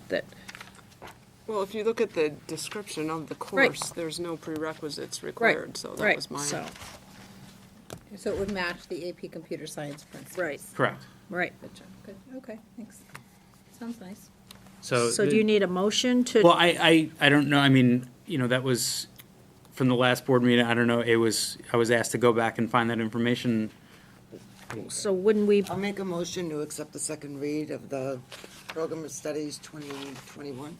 With the addition of that With the phrase. amendment. No, not an amendment. The addition of that phrase. Which would be an Not amendment. an amendment. Not an amendment. Amendment to what? To the With motion? the addition of that phrase. You're amending the language. Semantics. Amending. Okay. You Motion's amend the been made. Is there a motion. second? Yes, I'll second that. Okay, motion has been made and seconded. Any further discussion? I'd like an action item to the curriculum committee to look at adding a half of credit. So you're right in the middle of a motion. Yeah, Well, Is I this on the understand motion, that, but it pertains to the program of studies. Okay, program studies, yeah. Add it to what? Go ahead. To I'm going to look write it at- down. adding another half credit of technology. Okay, I already got that on the agenda when we Because meet. every time this is the second time we've had the discussion. We haven't had a curriculum meeting since, No, I understand, but it's too late down the pike, so I'm just trying to get it added so that the next time the program of study comes up. we will put it on the agenda to discuss, And then it will have to go to policy, right? because it'll be a policy change, so, yeah. Thank you. It's got a process to go That's all, through, yeah. I want to bring it up now because Well, they it's straightened part of out the this. minutes on that, too. For those technology. Okay, motion has been made and seconded. Any further discussion? Could I just clarify, so was it Ms. Lowe's that made the motion? I made the motion to accept the second read of the Jen. Program of Studies The addition of the 2021 prerequisite with the notation. addition. I got that, I just don't know who seconded. Jen did. Jen. Thank you. Call the question. All those in favor? Unanimous? Thank you. So then the second item that I'm here for is the second read of the computer science curriculum. There was a number of changes, a number of course description changes, curriculum changes, the addition of some curriculum. So it was a pretty extensive change there. So again, it's the second read of that. So you had some time with it. I don't know if you have any further questions on it. Oh, go ahead. Move to approve the computer science curriculum as presented. Second that. Yeah, you can second it, fine, whatever. Okay, made by Sue, seconded by Lee. Did you have something? No, I was just making a motion. Okay. Any further discussion? I just want to say again, I looked over that curriculum. I love it. It's just, wow. He's coming back to school. Really, no, really, I'm like, can we do that in evening division? I'll add some in evening division for you. It's just a great curriculum. It really is. Yeah. Just so I can geek out. Okay, we'll call the question. All those in favor? Also unanimous? All right, thank you very much. Thank you. All right. Due to our storms earlier this week, some of the items that are on our agenda are going to need to be rescheduled, which is going to be E and F. So those are going to be moved to a subsequent school board meeting. We've got them slated for this January 2nd. Okay. Well, the curriculum, the process, I asked the chair to put both those topics on a future agenda because of the snowstorm. Curriculum didn't meet on the regular Tuesday, so we have not done our process, which is to discuss and vet, if you wish, that report and the STEAM resources outlined. So it can't be the 2nd of January, because we won't have met. When do you meet? The Tuesday, 7th, I believe. the January, Okay, it's a there was some discussion Tuesday? going on about, There was an Meeting. attempt to try to get another meeting Yes, scheduled. yeah. So we've not spoken about that. Yeah, that hasn't happened yet. Let's just say that we're going to try to get it in January timeframe. Okay. That's what I think we want to I'd request that it become the 2nd January meeting, so that we can have a normal curriculum meeting and not try to a public hearing. disjunction. The public That's a hearing. public hearing night? The second January. is The budget. We don't have a normal meeting then, so that's gotta be pushed off some more. 'Cause you wanna artificially form a curriculum, we didn't cause the snow. Oh. We're feeling the aftermath, though. Maybe I did, but we've got to artificially put together a table of 15 or 16 people. Between now and January 2nd, there's kind of something coming big between now and January 2nd. What's that? No. Well, why is there this need to get it on January 2nd? Can't we do it in February? This is. it's That's only what I feel. informational. If you can't do it the 16th, let's push it to. I think we when we were speaking, I was speaking with Mrs. Belcher earlier today, and we were looking at the calendar, are trying to be respective of your school board goals and the timeline, the deadline that's in your school board goals around academics. So those two items are both related to two of your academic goals that were given a deadline of December 15th. So if you are willing to overlook that deadline and push that back, we're fine to do that. but This is I just want to make you aware of what we have that. Here is due to Absolutely, yeah. circumstances that are out of control. Yep. Right, so I don't think anybody on goals this are, board is gonna hold, Yeah, the okay. district, oh, you didn't Okay. get it to us in time, I mean. That's you know, fine. I think everybody. So would- if you're willing to hold off until February, we could do that, and the STEAM resources could be provided even prior to, after being vetted, but as an executive summary and a list if you would like it that way, or we can formally yeah, present could we that do that? along with the Could we do, assessments. is it the STEAM as executive summary, or do you want a presentation? Because then we'd have to do that in February as well. Right. Well, I'd just like to know what they have for resources in the elementary schools, I in the know. middle schools. Do you want a presentation, or are And we're we putting be that happy together, with- yeah. Executive summary, Okay. and then if we have any So- questions, we can Okay. ask them to come in, right? You could, yep. Okay. So we can meet on the 7th as we'd normally Yep. plan to do. And move our agenda topics And move to it, then. move it so that it's an executive summary. Am I Perfect. speaking out of turn when I say that? Because. No, I'm good. I don't need a presentation. Okay, thank you. If I could, so, Yeah. to Sheila's point, right, so that can happen that way, like, if you get something in executive summary and then you have questions, then it can become an agenda item. It doesn't have to automatically be an agenda item, Right. right? That's true. I'm just looking forward to see what Yep. they have for resources Yep. and, what they need. Yep. So what's This the is what I'm 6th of looking for. February? Is That's that a my part of it anyways. I'm That's making not sure, on I here. want to It's make not sure on that this follows through all the way up. And the executive summaries have been hitting the mark, right? I mean, that's when you've Yeah. been getting. I'm just, yeah. well, Okay. Okay, thank you. I have, no, Thank you. don't go anywhere, please. I Oh, have a okay. question for you. Sure. Before you go, because I Okay. think you might be able to go home, I think, right? Oh. I don't think we All have the other anything stuff else, is, all right? If I got one more question, she might actually be able to leave. I'm trying.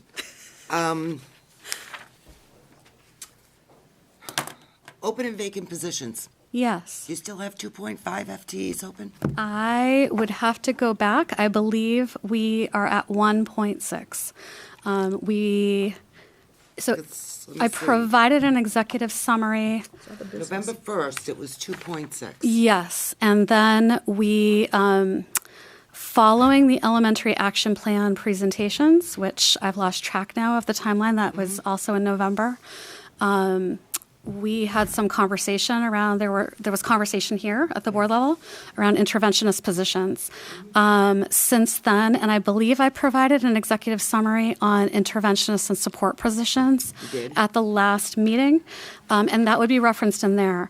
But there was a classroom teaching position at the Pollard School that following the elementary action plan conversation and some additional follow-up conversations with Mr. Blay, he requested to repurpose that to be an interventionist position. So that was one of the 2.6 open FTE, open and vacant positions at the that Pollard Pollard School. position, right? So that's what I believe, but I would want to verify, but I believe that we are at 1.6 Okay. since then. And that would be the reason. It's going to be a really crazy question, but are we still at the 380 for professionals? That I'm not sure. This is the number I would that you have gave us to. in January, correct? I would have to check that. Yeah. I'm not sure if you're aware of that. Not off the top of my Yeah, head. yeah. Okay. I could check that, but. Because it just seems, I don't know, it just, these numbers keep going like this, and I just want to see where we are at that number. Yeah, we have several positions that are posted, and we're actively searching. We're interviewing people. But those aren't, have anything to do with these. That's right. That's right. Those are positions that we still have open. That's right. These are the ones that you weren't sure if you were going to fill. That's that you absolutely needed. right. Yep. Okay. That's absolutely right. Okay. Easy. Thank you. Thank you. Okay, thank you. Thank you. The other item that we did Just on. clarify when things are due now. I know we just had a lot of conversation, so I just want to make sure that all parties know when to expect what. Presentation for assessment will be the first meeting in February, Say by March 1st, right? unless it snows. I mean, As long as we- it gives you February, so. As long as we have a curriculum CNA meeting where we can vet it and discuss it. And you can have an SLT that she gets to present at the SLT meeting, correct? So we'll take care of those by March 1st, fair enough? Oh, well, that's, No? I mean, I think we should be able to, I mean, can we get this done by February? I mean, don't if see why we it's- can't get it done sometime in February. That's why I said by March 1st. It could be one Okay. of the meetings in February. Okay, by March 1st. Okay. And then the other one was the STEAM one where that can be done. That's via- gonna be Executive executive summary. secretary. Summary, And and when then does that due? And if you have questions, By the first meeting in February, we should be able to give you the executive summary, because we'll have had a curriculum meeting. Great. All right? All set? Yeah, I just want to make sure Nice. everybody knows what your expectations are, yeah. Yeah, Okay. Wow, thanks, go Jeff. ahead, go ahead, say that. We had on here, we do have the 5-year facilities plan. It's a school board goal. I think that we are not right now in a position to actually dive into that. You don't have that. We just recently hired the director for facilities. So Hired? that's all. Hired, that- he said. Hired. Hired. That's what I said. So we're working on that, the facilities people are working on that, Brian's been working on that. We have a CIP meeting coming up where we can vet some stuff. We'll be able to start seeing that into some kind of a more formal plan, but right Correct. now it's not, we don't have anything to hand you. Oh, that's it. so that's the update. That is the update. That's the update. That's all you can Jeff, give, next yeah. facilities meeting planned? I'd have to check- The smaller facilities? I would have to check the calendar. I don't think we have anything on as Monday of CIP. So, Brian, are we ready to pull together again? Are we gonna look to pull together before the first of the year again for the smaller facilities team? Oh, another small core facilities, Kind of see where we are? set a meeting. I'm good, you know. So we just we give had me a heads that up. Monday or Tuesday morning, we were shooting like at that 10 o'clock spot we tried to keep, was it Monday? I believe so, yeah. We'll probably have a better idea where things stand after the CIP meeting as Yeah. well. Okay, so have the CIP meeting and then we'll Okay. try to pull together before the first of the year. That As- works? As sort of onto the facilities topic here is the whole pack wall. If we can get sort of like where that's going and timeframes and what's the next step. Really good update on that, like sooner than Executive later. summary? So, okay. All right. So if the board has facilities questions, like shoot them through Brian to bring to that meeting, does that work? Yeah. Well, we should If I had have, questions or anything, I'll talk to Brian. Okay. Or you Brian want will to- ask. well, we have a facilities director, I mean, Well, no, yeah, I mean, Physically yeah, here. he's gonna definitely be part But I'm of saying that. school board questions about facilities for that facilities meeting. The facilities director will be there with Jeff and myself. I think we need a definite update on the PAC. Yeah, make sure that And get some pack wall is plans and, happening you this know, year. Back wall. Yeah. Brian, got it? It's gotta get going here. Got it. So an executive approved by the summary, voters. Yep. an executive summary work in terms Oh, of I'd an like update? I'd like a plan, I'd like to know how much, I'd like to know where it is right now, you know. That would all- Just wanna know, it's We're in gonna, it's December, gonna I'd be like to be able to get this done. moving in the spring. So Just- I will just note to satisfy anyone's curiosity tremendously, but I will let you know that we've been working with our contractor on the siding to try and coordinate an effort to get one contractor responsible. Thank you. So that is our goal, and even if we have two, I'd like to have one be the point person. As you know, trying to start the project with the lower level not done, doing the upper level steel first, because that was a two-phase project, if you will, really did not seem optimal, and that would have started in the fall and probably would have been open through the winter. So I've spoken with the facilities director on that, and we're on a good path there, and I think we'll be ready to roll. We can provide a more formal update in an executive summary form, because I think we're still just working out some final cost items, because of course this did go a little bit longer. Again, I think it's the right thing to do. I was very I don't nervous. think any of us expected the work to start in the winter, but Yeah. at this point, we're in December. And we need to get these things going if we want to get it done this spring and Yeah, summer. so no, I'm very pleased that we've had some forward progress on that. We won't be seeing anything before the spring, which, with masonry, you'd Just probably makes prefer to sense. see, yeah. Yeah. But we'd like an update before. Okay. Next topic is our budgets. How convenient, I'm here.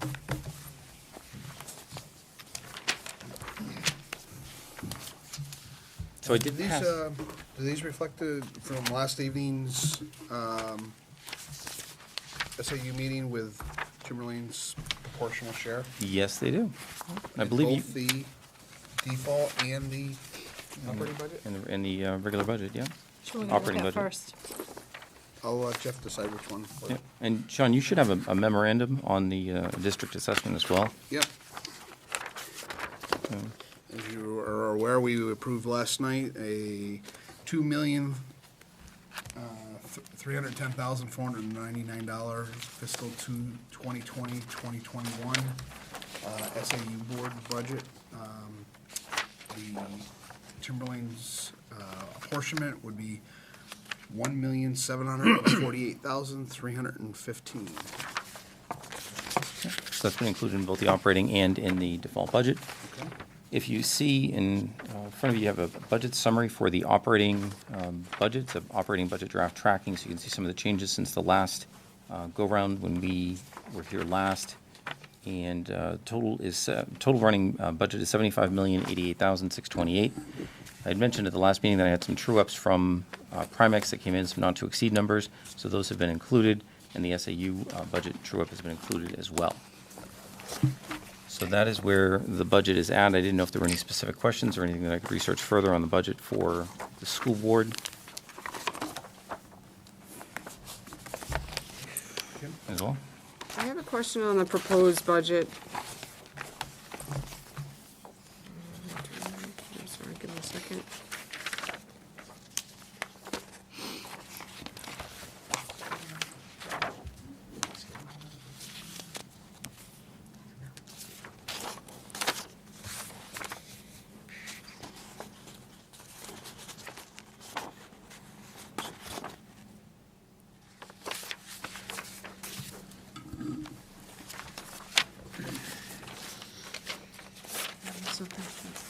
You know, when's the next regularly scheduled budget committee meeting? It was a pause. A week from tonight. I was reading. Was there a makeup scheduled? Not that I know of, no. Not as of yet, no.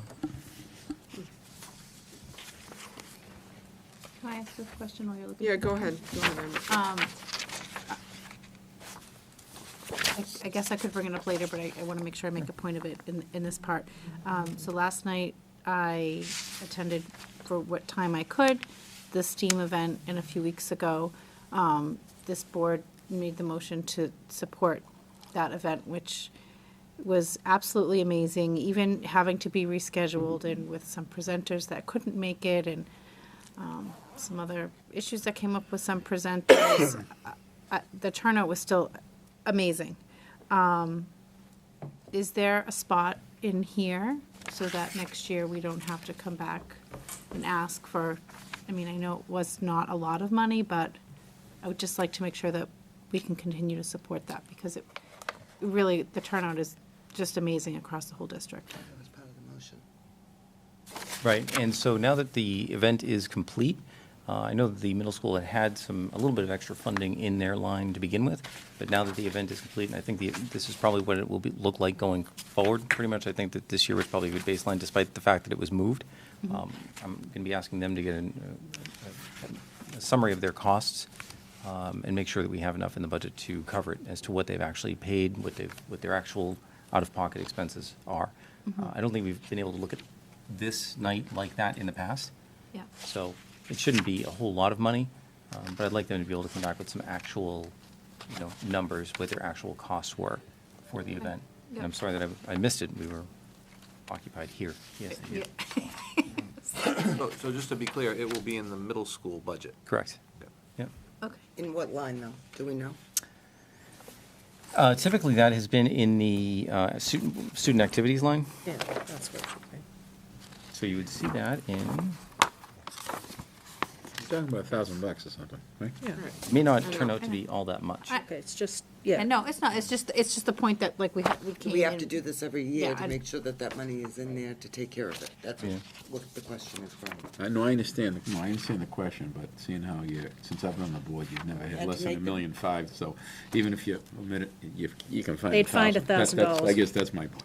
Yeah. I but we think had you made can the find motion 10 this steam time, nights so- without even noticing it. Fine to, yeah, we could have 10 steam Yeah, nights. but probably in the 14-ton account, I would like to see what those costs actually look like, because the event is a little bit bigger than what one would I normally. don't think it went over $1,500. You don't think so? Well, I think the reason for that, though, is because, They have to rent tables. And well, a lot of the people who are very actively involved in that are also contributing a lot themselves, Exactly. which is amazing, but I would like to be able to support that and not have it be Need that some way actual so that we costs can then. continue.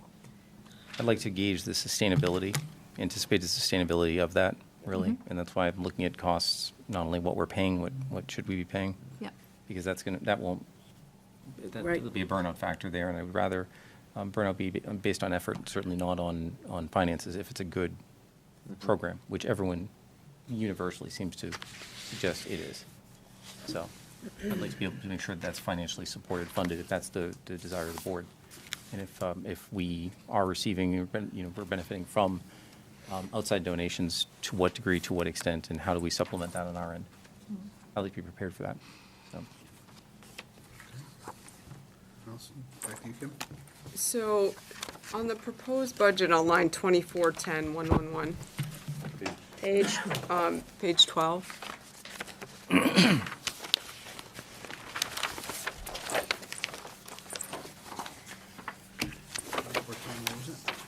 111.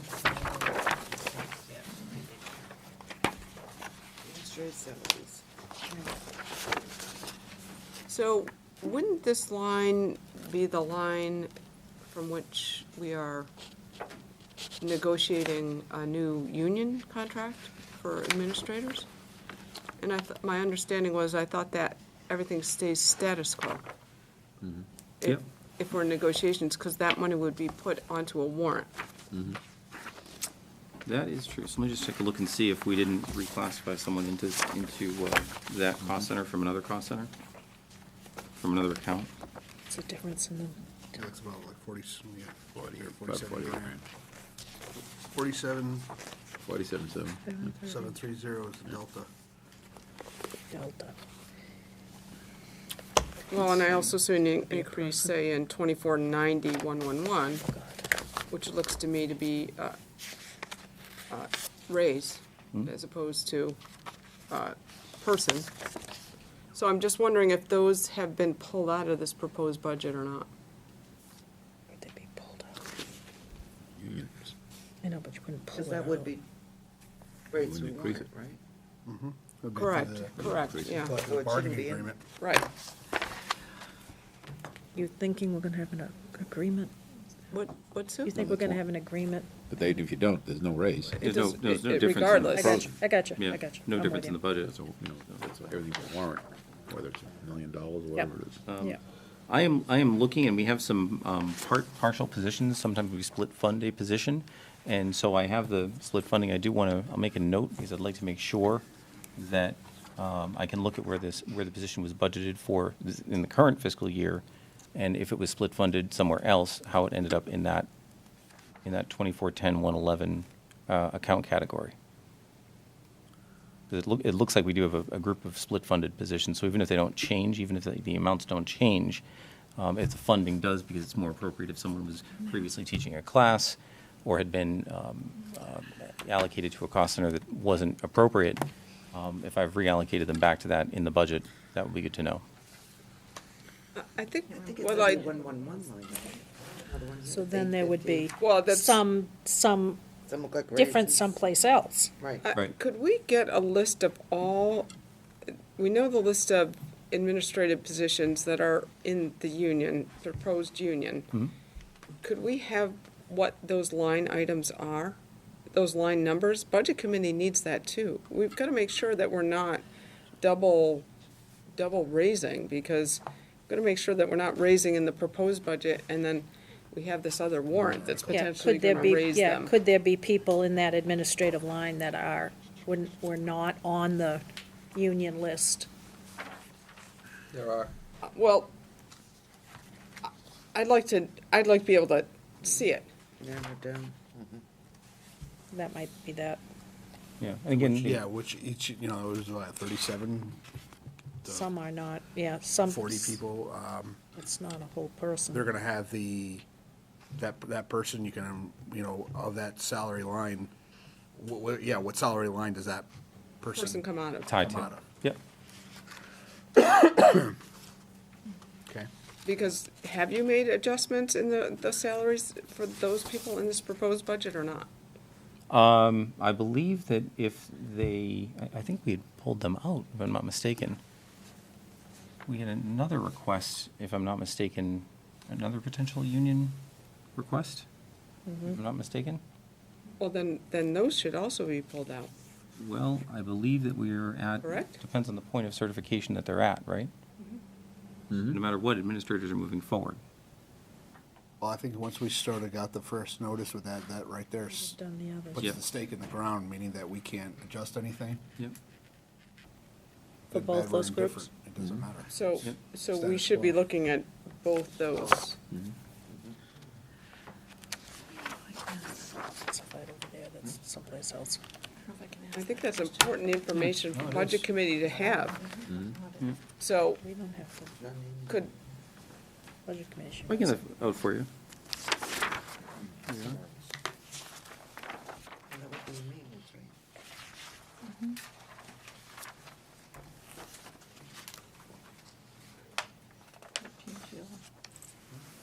Yeah, from what I'm looking at, they were not, the administrators were not increased in the budget.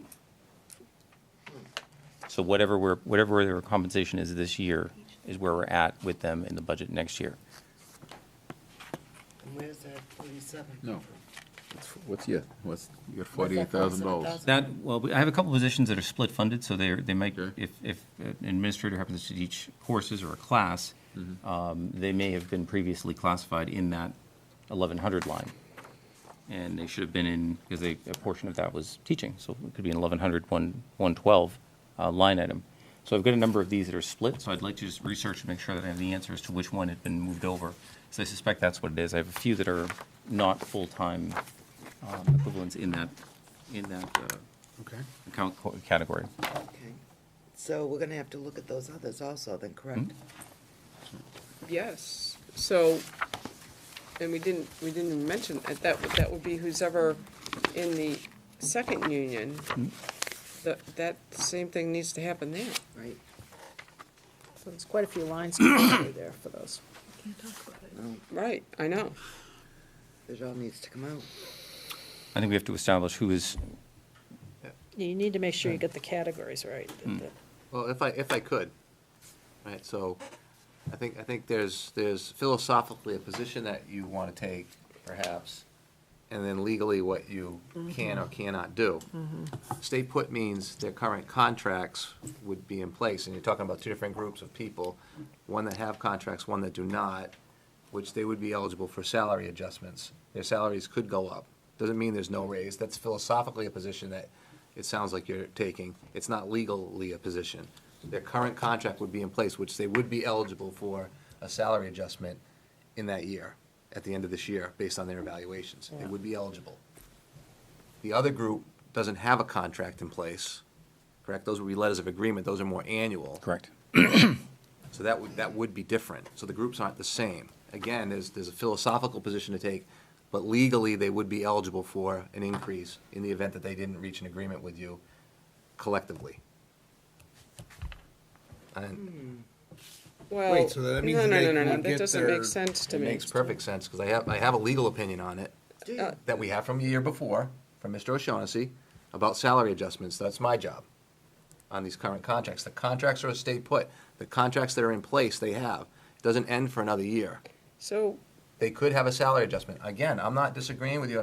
Philosophically, there's a position to take, but legally, So- you can offer more, you just can't offer less. So what happens to status quo? Status quo is the contract they have in place, which Right. makes them eligible for a salary increase based on their evaluations. That's the contract they have in place. But they may not have. Status quo doesn't mean stuck in the mud. Status quo means the current contract that's in Then place. Then could you do me a favor? You said you have a legal opinion, right? You have it. Jim O'Shaughnessy, that was the salary adjustments. I didn't need board authorization to adjust salaries. Well, if you could send us a copy of that, that'd be great, because I'd just like to see the legal opinion. Yep. So that we have the legal opinion If that we have it in was, writing, that'd be great. yeah, from last, what? All right, so this is basically a bigger topic that we got. that was a legal opinion for the SAU, was it not? No, that was the administrative salaries that I can adjust. I don't need board authorization to adjust the salaries on their contracts. So, It's based on their evaluations for 3 years. That's the contracts that. all right, so, they just give us the. It just still does not make sense to me how we're going to do this then. If you're saying philosophically, let's add this money to the budget, but legally, we have to put a separate warrant here that's going to add money also. So what happens then? Get that. You're saying That it doesn't differently make to me. any I wasn't sense. talking about adding money to the budget. I said philosophically, there's a position you can take, meaning there's a position you can take about how we manage a group that you're unable to reach a tentative agreement with, right? However, they do have contracts in place. That's the stay put. They have another year on their contract. I would treat them how I would in the event that they didn't have an agreement in place. If they have a collectively bargained agreement in place with you, a tentative agreement on, then you'd have a warrant. So the safe bet is to budget for something in the event that we do that. But if the event that we can't, if we reached an agreement, obviously that would be money that you wouldn't use. You'd be obviously having a separate article on the Right. warrant. And I understand you don't want to double budget. I get it. But we'll know whether or not you have an agreement before this is finalized and sent to print, Right. right? Okay, Jen? I think it's important to make that adjustment because if we're in a position where I really want the taxpayers to be able to support our proposed budget. But if we have a proposed budget in there that has these increases built in, and then we have the warrant article that has those increases built in, that makes me really, really nervous about what the voters will choose to do if both of those situations exist at the same time. I understand, but here's Yeah, what but- you're tying my hands because it's not even the board's authority to adjust the administrators' contracts, the salaries in their contracts. That's my job, based on their evaluations, and I get what you're saying. You don't want money in there that shouldn't be in there. I mean, let's hope we have an agreement in place, I think right? it's taken it out of all of our hands. It's basically, with the establishment of the union, it now puts it into the legislative, the voters is who's gonna ultimately decide. If you have an agreement. So I If you guess don't have an like, agreement, they have a contract in place, which I have to honor, and I have the authority to adjust those salaries in the spring based on their evaluations. It's They have a contract in place. The contract's not null and void. right, That's what's in place. their I'm just asking, in-place can we- contract is still in place, Yes. yes. But can we look at making sure that both those things don't, I mean, we have time. Yeah, that's what I said. We'll know whether or not you have an Know agreement in closer place. Okay, Whether that's we're gonna, fine. we don't wanna double dip, I agree Right, with you yeah. there, but. And then if we don't have an agreement in place, I have to revert back and do what I have to do. And that's philosophically something else. It's a different discussion, right? Which we probably should have in non-public. I mean, we can have the discussion publicly like we're having, but there's other discussions we probably could have in non-public that would protect kind of the reputation of the people we're discussing right now. Not individuals, but collectively. Kim? So this is, what, iteration number 4 of the budget? And we are now just becoming aware that we should be putting this money into this budget, but you haven't yet done that. Correct. So there seems to be a little disconnect here. Seemed like it was more of a philosophical discussion than it was an actual. And I will say that if we look at the administrators and their union, and the second request for unionization that came through, it's the second group that we haven't, that I haven't, We haven't even started there, right? right. Nothing's happened there. I just would have liked to have a philosophical discussion at round 1 of the budget, not round 4 of the budget in December. That's all I'm saying. I also think that the board needs to, or at least Brian and I, need to talk to legal counsel about this and also see the written legal opinion, which I don't think I've seen yet. The written legal opinion. Oh, the That was over, negotiation team, that's That right. was over whether or not it needed a board chair's signature to adjust salaries in contracts that are already in place. We the- already have the contracts already authorized, and I'm authorized to adjust the I salaries. understand that. I have not seen the written legal opinion, have I? Well, you know whether you've seen it or not, I don't know. I mean, I thought. Well, I you mean, would know, have you distributed the legal opinion to the board? Does the whole I board? don't know. I don't know the answer to that. Well, I've never Well, seen it, I would so say I it's guess no, it's a because I haven't, has anybody on the board seen that legal opinion? Okay, I think I the would be answer is no. guessing if we I will get answered that out you. to you, right? We will get that out to you, because I asked the question, because this was the first time we had multi-year contracts. Typically, we would get a board signature on the contracts for the administrators in Timberlane. This was the first year where we had multi-year contracts so I had to check with legal whether or not, who has the authority to adjust the salaries, and that I do. So we adjusted the salaries last year, and that was one of the questions, the discussions we had 2 or 3 budget discussions ago, right? Because you were looking at what was the voted number, why is the actual different than the voted number? And I was explaining to you, yeah, it looks like maybe it's 100, but this is 102, because that person had an increase that was more than what the voted number was, but the bottom line was accurate. Correct. So we'll get that legal opinion out to you about adjusting salaries. Let's operate in good faith and hope we get agreements. That'll make this clear. And then if we don't have agreements, then we can have that other discussion philosophically about what we need to do in the event that we don't have agreements in place. I'm still holding out hope that we'll have 3 agreements in place. I know we're short on time, but I still holding out hope that we'll be able to do that. We have not even had an initial meeting with one of these unions. Right, I know. So That's, I think we'd I'm be not- closer to one, but not both. well, I mean, hello, we the have not. clock is ticking. And Brian can answer, we have not even Yeah, so entered into negotiations on either. One Right. we haven't met. We have a One meeting we haven't tomorrow. even we have a started. meeting tomorrow, right? Yep. That's Yeah. probably the first, I'd call real That's, meeting. I would call that the first meeting. Real meeting. There's been meetings to We've had meet. scheduled meetings, but There's let's been just say- meetings to meet. And people have They're great to called in meet. sick, right? On both sides. We've had, it's. Correct. I mean, Oh, exactly. Right, Exactly. and snow happens, so. That might be a good question. This whole conversation will be. Oh, we will have a be- conversation with yes, legal, we and will. then I think the board will have a conversation after. And you'll have him tomorrow, right? Yeah. And I cleared my afternoon so I could be here for you, because I There you had go. something I had to Good. do. There you go. Perfect. Good. 2 o'clock tomorrow. That's right. So, All right, so I think this board should be proposing a budget number to the budget committee. Now, Brian, did you have a number? how can well, we? no, well, I have a couple of questions first. Go ahead. Okay. And excuse me if we've covered this in previous meetings, so I'm gonna bounce back and forth between just from your summary sheets, between the default and the proposed. So if you look at I'm just looking at the summary sheets for everybody, so we have under the default, there's a $250,000 increase for required services, which is the 330 line, which is other professional services. Right? That's on the default. What is that? Special ed. Is that special ed? That was the program you heard about at the last meeting. Susan Rasco presented. Okay, all right, Rasco that's presented. okay. So what I'm just looking at, this is just what Kim was just bringing up there, so.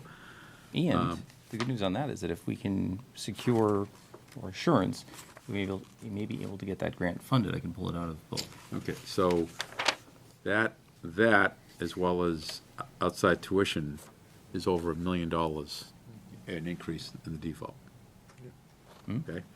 Now, so right now, when I look at the current default, that's at 72.6, and the current proposed at 75.088. Okay? So there's a difference there, of just over 2.4 million. So, and the difference is $1.9 million in capital. Well, yeah, facilities, maintenance, repair, yeah. Yep, okay. Yeah, facilities and maintenance. $530,000 in private tuition.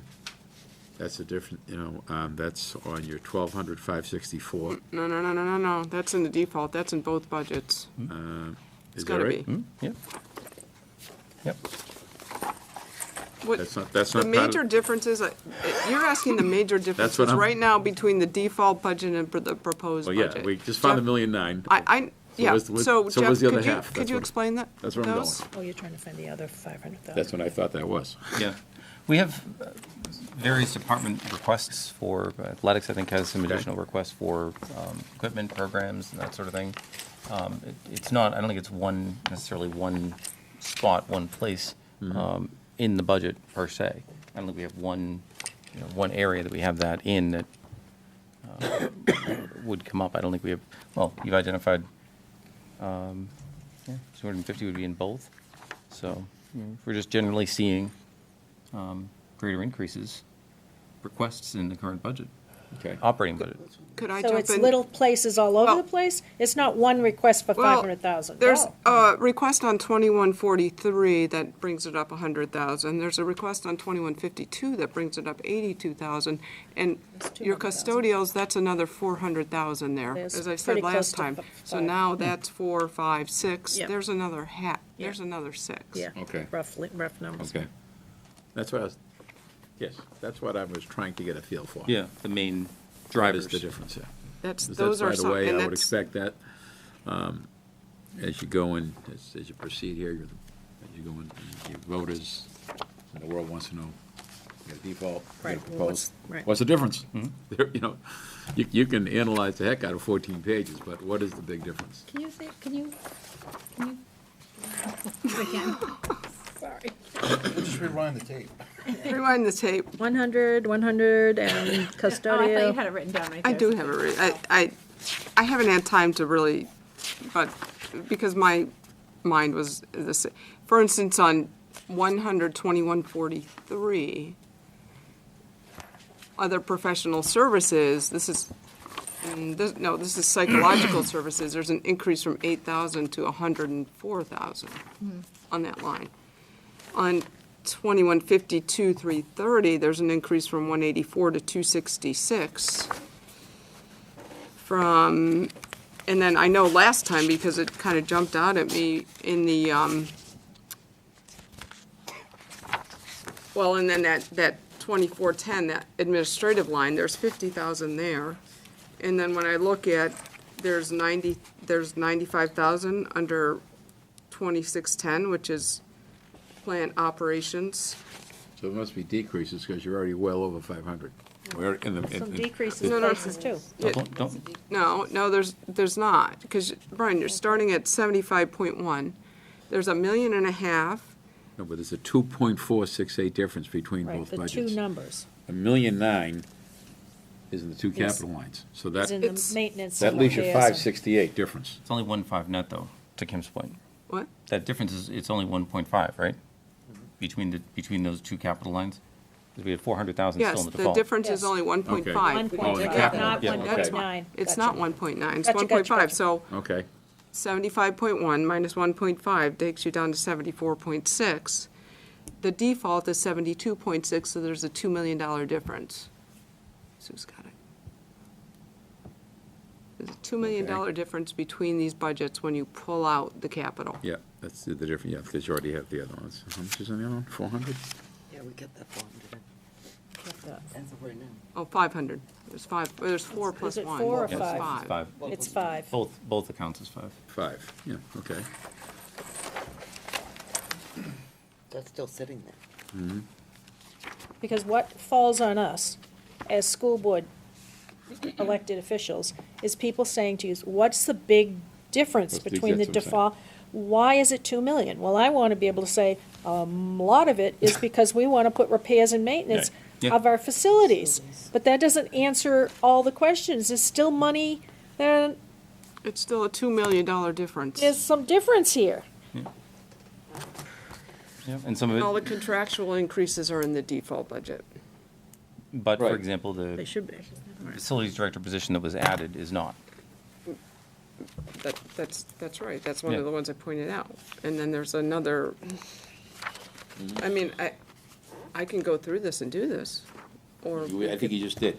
But I guess my- well, I guess, rather roughly. yes, but I guess that was, Well, I think it maybe would be helpful as a budget committee rep if you requested that the CFO show any difference of over $100,000 between these two budgets, so that when somebody comes up to Sue and says, how come this budget is $4 million higher than the default budget? You could say, well, there's 1.5 in this budget that's not in the default, there's 500,000 got added for this, or But you need specific answers. Well, You just yes, can't no. talk to a person in the grocery store and say, it's 500 for line 100, 222. I Well- mean, they want to know, are we they know buying a that, they've truck? got it with them. Yeah, on page 17. Pocket size. What, yeah.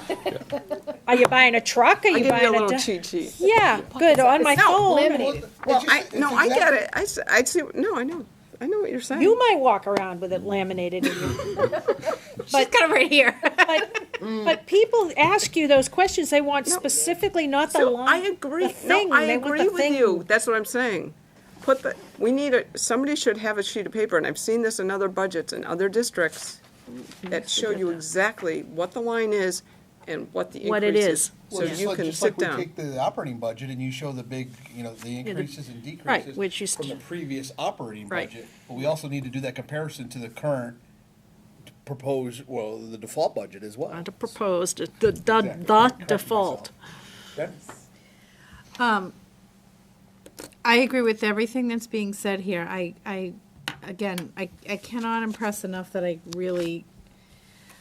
I hope that this proposed budget is supported by the voters. I am very, very concerned that it will not be. I know last year Brian and I went to our Board of Selectmen and we sat down because there's a big population of people that do watch those selectmen meetings that might not watch the school board meetings, and did exactly what we're talking about. Like, what are those major differences, and why is this budget higher, and how do we justify and support that? And I hope that everybody sitting here will make an attempt to go. I think, did you go last year to your select board? Yes, Yeah. we But- did so that I'm hoping last we year, can do and the year something like before that and the again year to before try that. and really. 6 years, I think it's- 7 years I've done that. I think it's a bit tough at this point. We're trying to, reconcile two budgets. In fairness, the budget committee really hasn't had any substantive, consolidated view on and discussion on. So I think I think it would be a lot easier to do after they have that discussion. I do know that they're very respectful of the school board's default budget, and they typically look just at their own budget. That doesn't mean that they wouldn't look at their own budget as proposed compared to what it was last year. It all boils down to the simple thing. As the spread between the default budget and the operating budget gets bigger and bigger, the probability of it passing the operating budget decreases. The wider the span, The we have to lower- have strong justification for why our voters should support our budget. That's all we're asking for. Well, and then you have a TSSU contract, a possible admin contract. Do you really think that this is gonna go,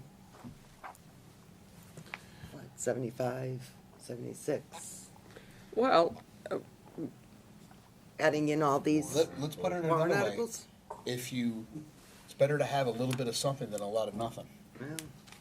Because as that Could be a spread lot of gets on nothing, up there, you're putting all your eggs in one basket, and it's gonna be like, all right, well, guess we're getting the default budget. But if we ask for something that was not as high, it might go. It's that spread. Well, I think that the board should propose to the budget committee that they work to come in towards a budget number of, I'm not gonna be able to, what's the number here? 74? 73?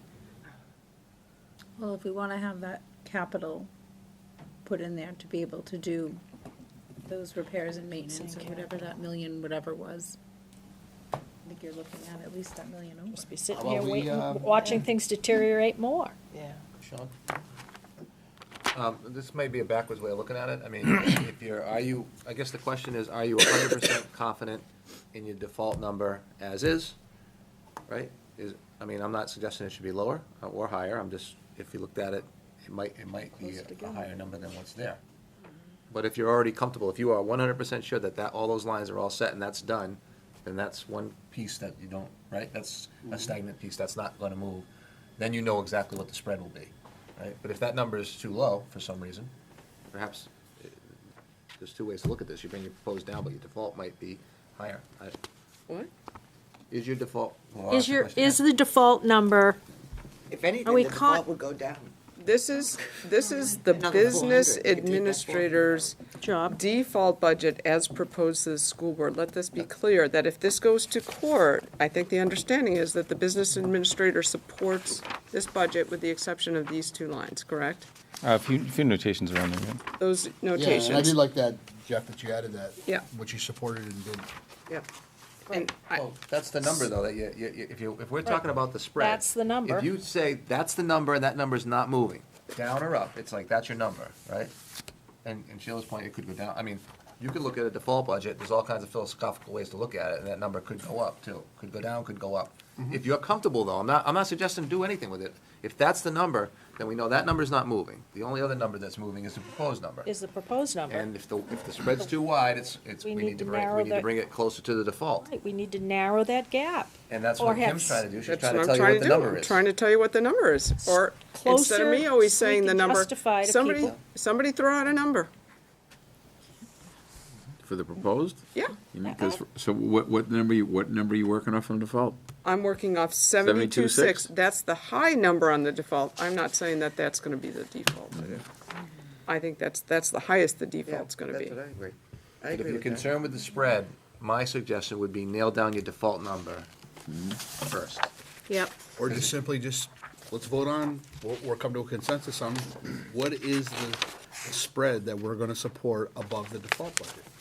If we pull out a number, 700,000, No, we need. or whatever that number would be. We need 1.5, right, at least, in facilities, repair, and maintenance. Please stop saying capital, because we're not buying a new land or a new building with that. So, So you wanna do 72.6 plus 1.5? So you want a 74.1.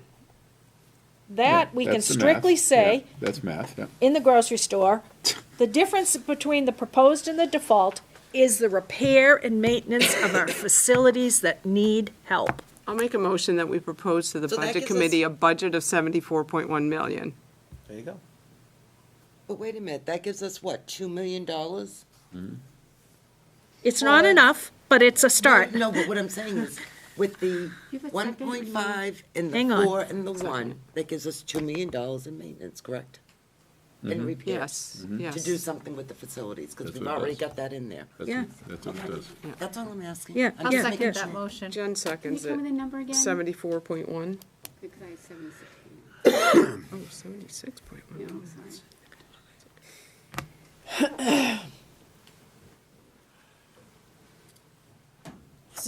It's the only way we're gonna get a proposed budget, if we can clearly speak to our electorate and say, we're trying to fix the facilities here. No, I don't disagree, and we need to give the budget committee direction.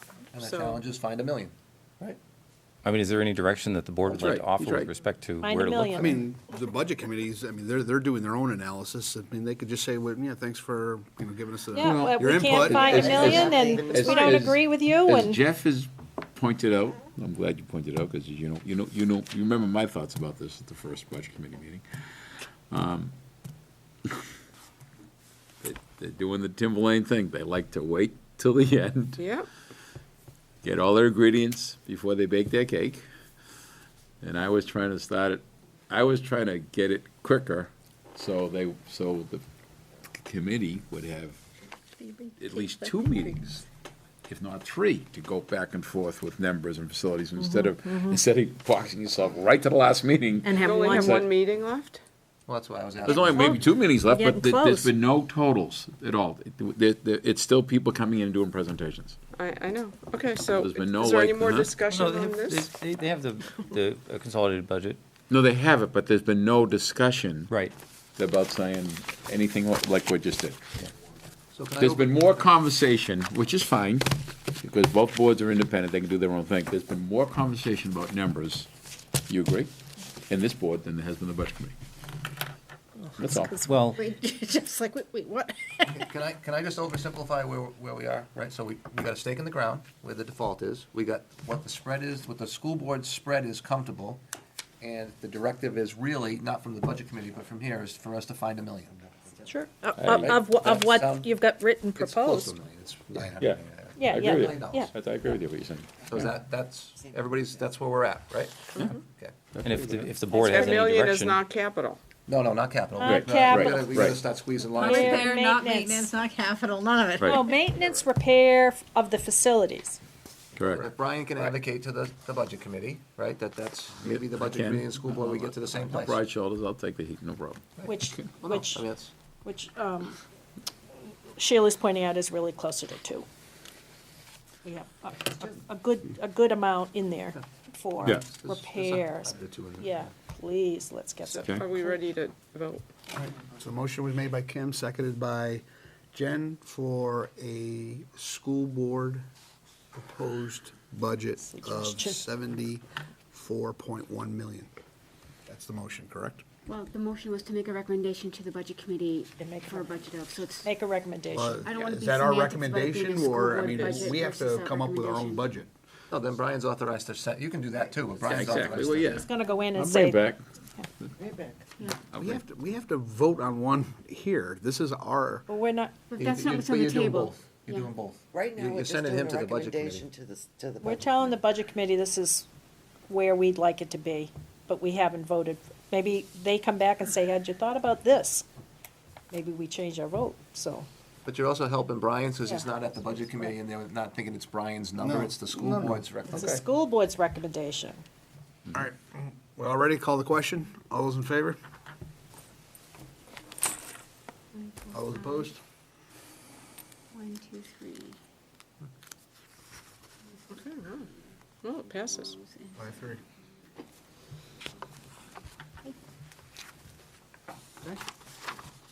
Sandown went. They don't pass anything. Well, I- can we I'm move on sorry, that? but we're- What, if you, I think it's important just to articulate the reasons Where for I'm voting saying- no, just because, We can't get So a the- budget passed. so you think the number's too I think it's high? still too high. Yeah. Okay. The way I'm That's- looking at that's- it, based on the feedback that I'm seeing and hearing in town, is there's no appetite for anything larger than a default budget. Okay. It's fair, I just- Personally speaking, we need to invest in the facilities. Absolutely. okay? Well, yeah. But we have to make that very clear to the owners of the building, Correct. the taxpayers. Right. If we all could speak the same voice to our people and say, Correct. I know where he's going with this.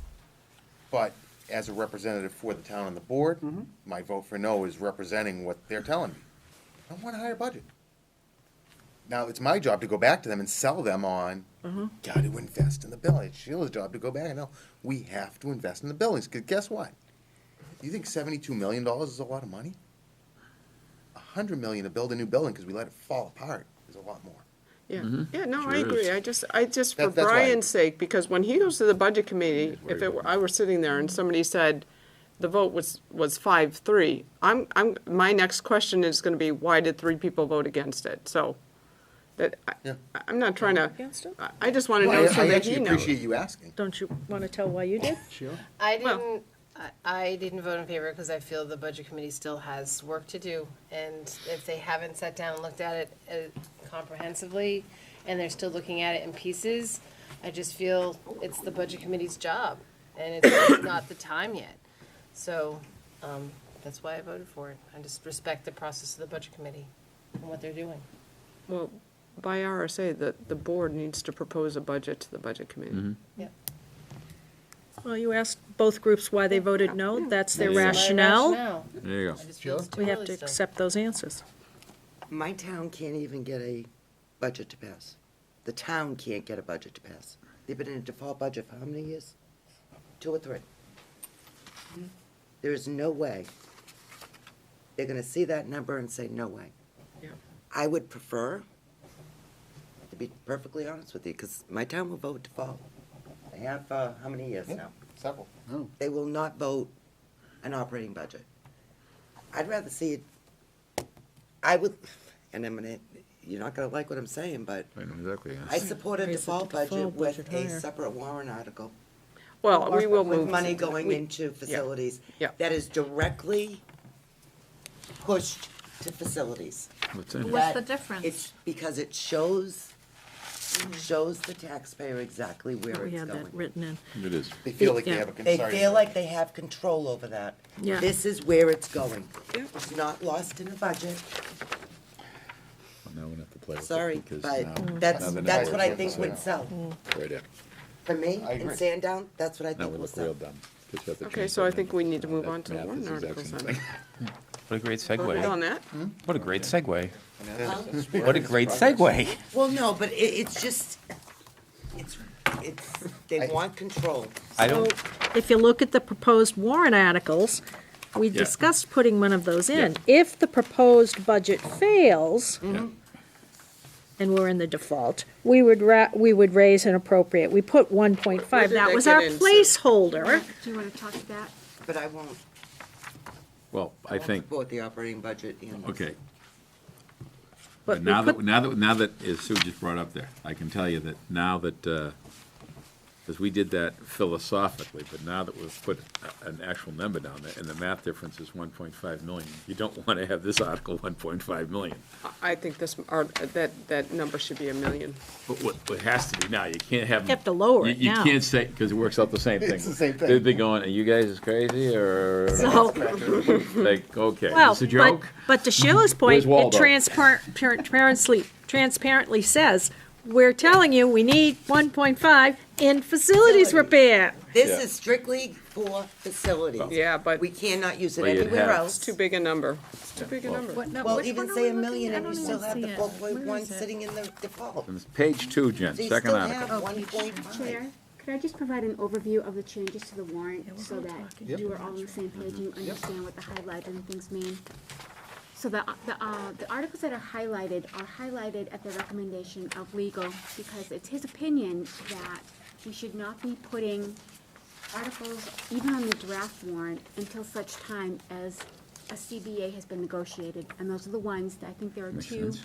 Okay, that's CBAs. these. He said it's up to you, but that would be his recommendation. So I've highlighted those to show you that he thinks that they should come off. He also recommended that we not do the single cost warrant article as we had talked about before.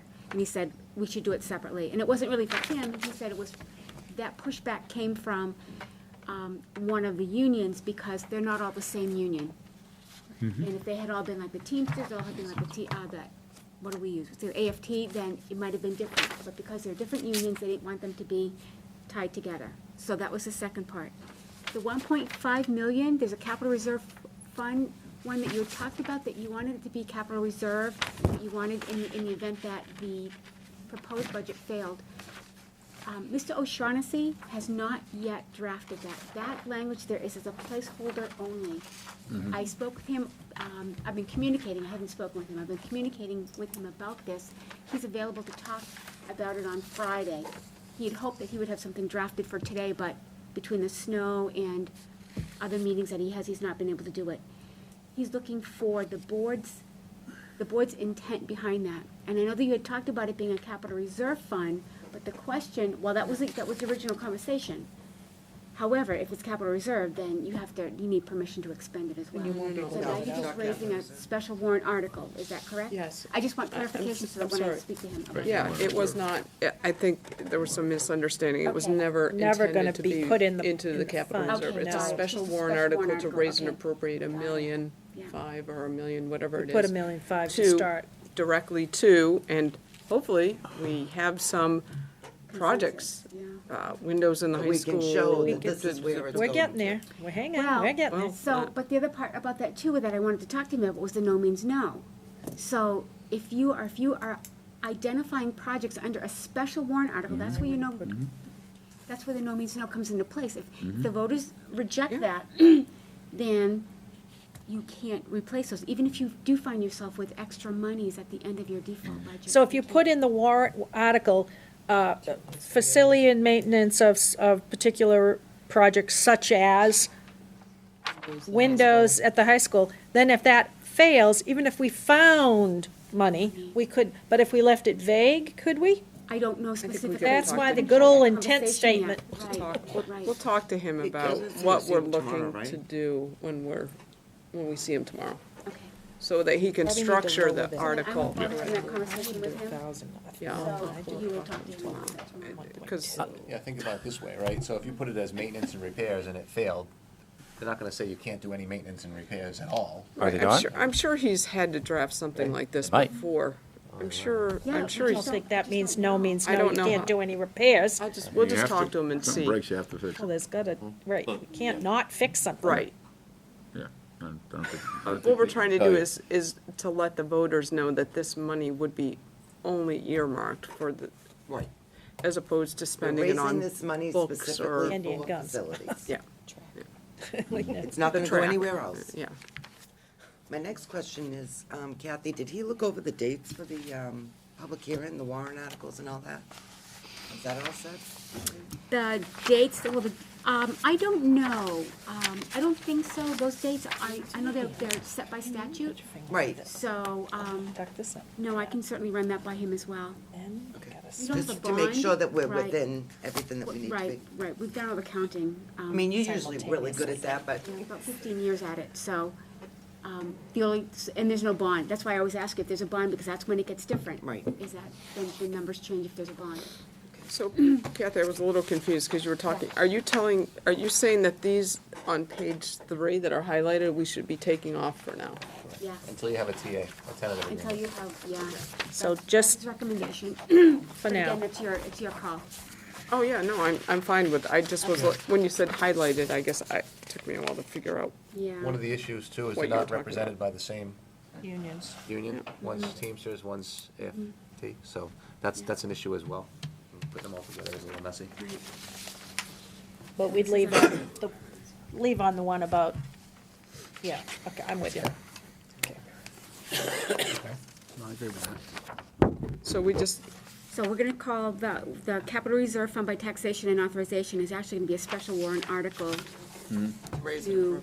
Yeah, so that's not a title anymore. That Right, can't be that right, title. to fund maintenance and repair projects, right? Yep. Yeah, we don't want to put it Finalize in there, name we can't later, get or at just it. for the purposes of conversation. And then what your amount's gonna be, you had a conversation about 1.5, and then you said 1. I think we just decided on 1. I think, yeah. You did? I think you have to go, I think it should be a spread. Mm-hmm. You can't have the math work out. We need the verbiage first. The dollar amount can be Yeah. Yeah, you put can't. in there. Well, let's get the whatever verbiage straightened out, and then we can arm wrestle about whether it should be 1 or 1.1 or 1.2. I understand why it shouldn't be 1.5. Or 900,000. That's what I mean, 900, 999.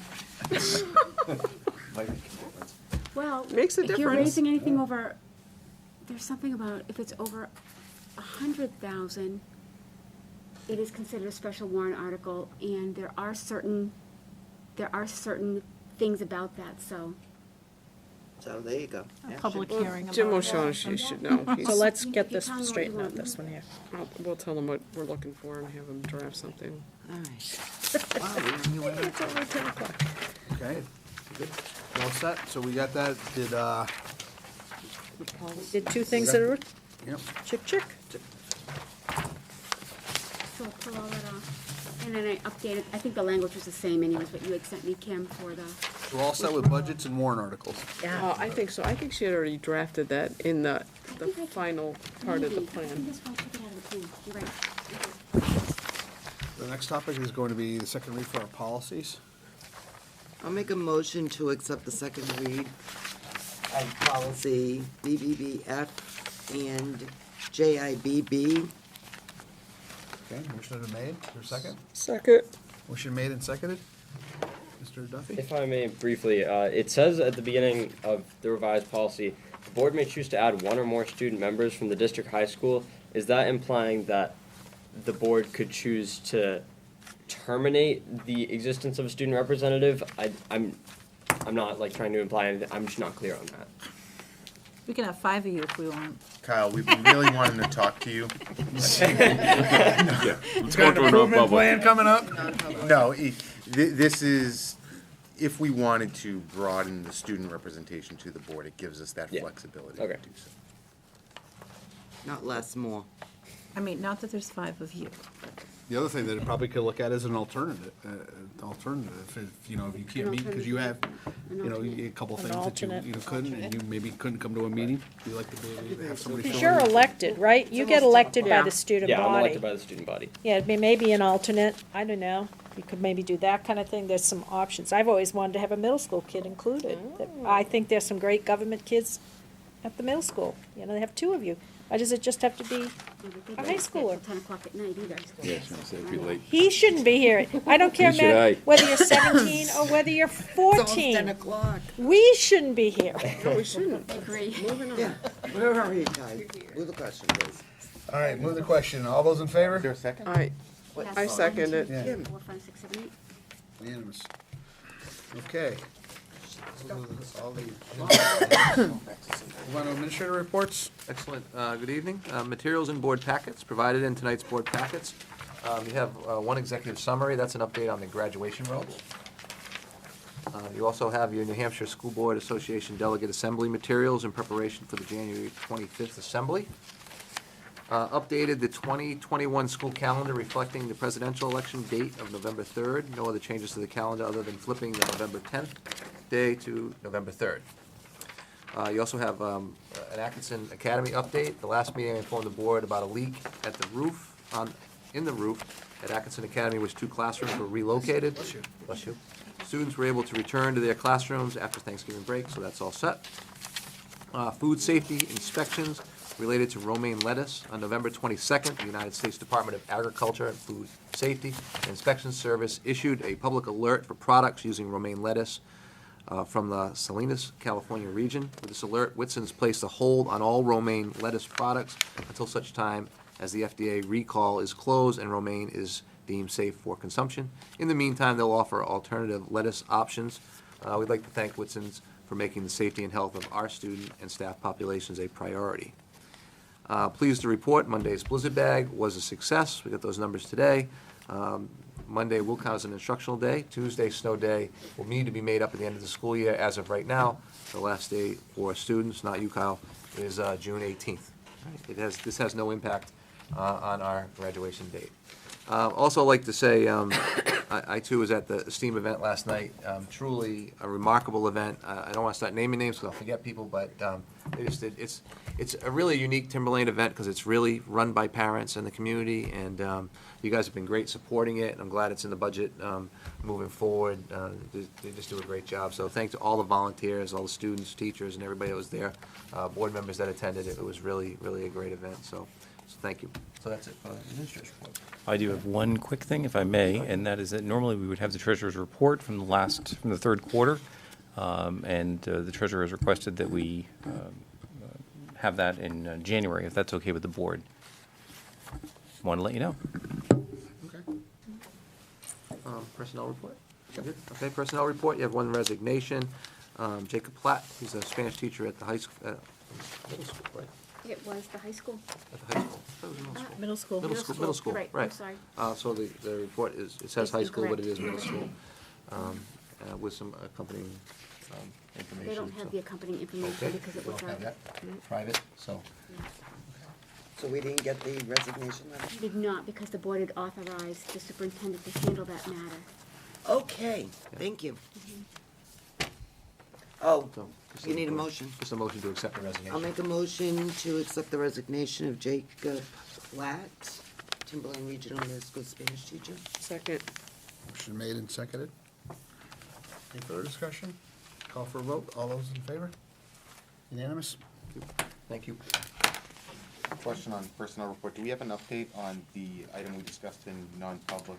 Well, I need a non-public for the. Are for we that, planning on to- that? To update that, well, I was gonna ask for it when we got to that point, in addition to a second thing, I just wanna give you an update. Okay. All right, committee reports and reports to the school board.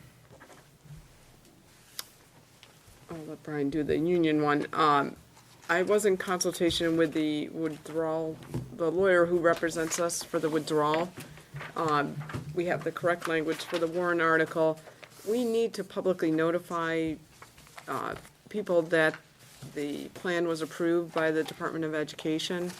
So I'm gonna have to be back in consultation with her as to what we do to meet those. Yes, a We should be newspaper. getting something in writing from the Department of Education pretty soon, so I guess once I get that, we'll post it, or, Yeah, is it just a simple posting?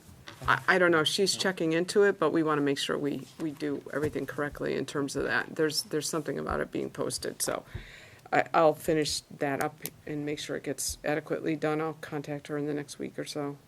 Okay. Jen, go right around. Wellness Committee tonight, Sue and I both attended. Lots of good stuff. Talked about a lot of good stuff. We heard about a lot of things that they're doing in the schools. From walking around buildings to having speakers in to, what else do we have? Jump rope for heart coming up. Jump rope for heart, snack color of the day, that they pick a color and the kids bring in the snack color. So it's really cool stuff. We're already talking about the wellness for next year. We've already set a date. Right. But there is something I'd like to talk about in non-public, I think, too. Okay. Also. All right. Kim mentioned that, so we have our, this will be officially the third union meeting. But unfortunately, nothing, this will be, I think, tomorrow will be our first true meeting that is going to have some kind of a formal exchange. So that's about the full update on the union. And Mr. Duffy, I actually was one of those people that went to the Atkinson tree lighting, so that was very nice, you know. And went to the firehouse and got my hot chocolate and cookies, so. He's a happy camper. So jealous. You know, Right. just let the grandkids sing, so. Yeah, the wellness meeting was really, really positive, talking about yoga and mindfulness and eating at the food. John was there talking about food choices and the chef going from school to school and doing some special things at each school. The kids really love that when he's there and makes smoothies. And we talked about chocolate hummus, and that really good and such good positive feedback from using the Y for our wellness fair. I hope we can keep that partnership going with the Y because it's so positive. So we did set a date for September 23rd, I think, for next year's event. CIP is Monday night. Obviously, we missed curriculum and assessment because of the snow, and we'll move on. So I think that's where I am at. Okay. CNA was canceled, so I didn't have any meetings, but just one last plug for the Sunday concert at the PAC with the high school, all the different groups. It's gonna be a great day of music. There's gonna be raffles, and it's a TMA fundraiser with lots of different raffle baskets. The most popular ones are usually the cookie baskets, the cookie and candy baskets. But, yeah, no, yeah, let's just come on out if you want to listen to some good music this weekend. Come down to the senior tea. We used to call it grandparents' tea at the middle school. We've been doing that for almost 40 years. That seems a long time, but we have. That's a great event too, and our kids sing. It's really wonderful to see kids and elders together. Yeah, yeah. Jen, do you have something that you want to add? I did. We talked a lot about the STEAM night, and unfortunately, I wasn't able to stay for the whole thing last night because I had to be back here for 7. But one room in particular that really stood out to me was in the gym.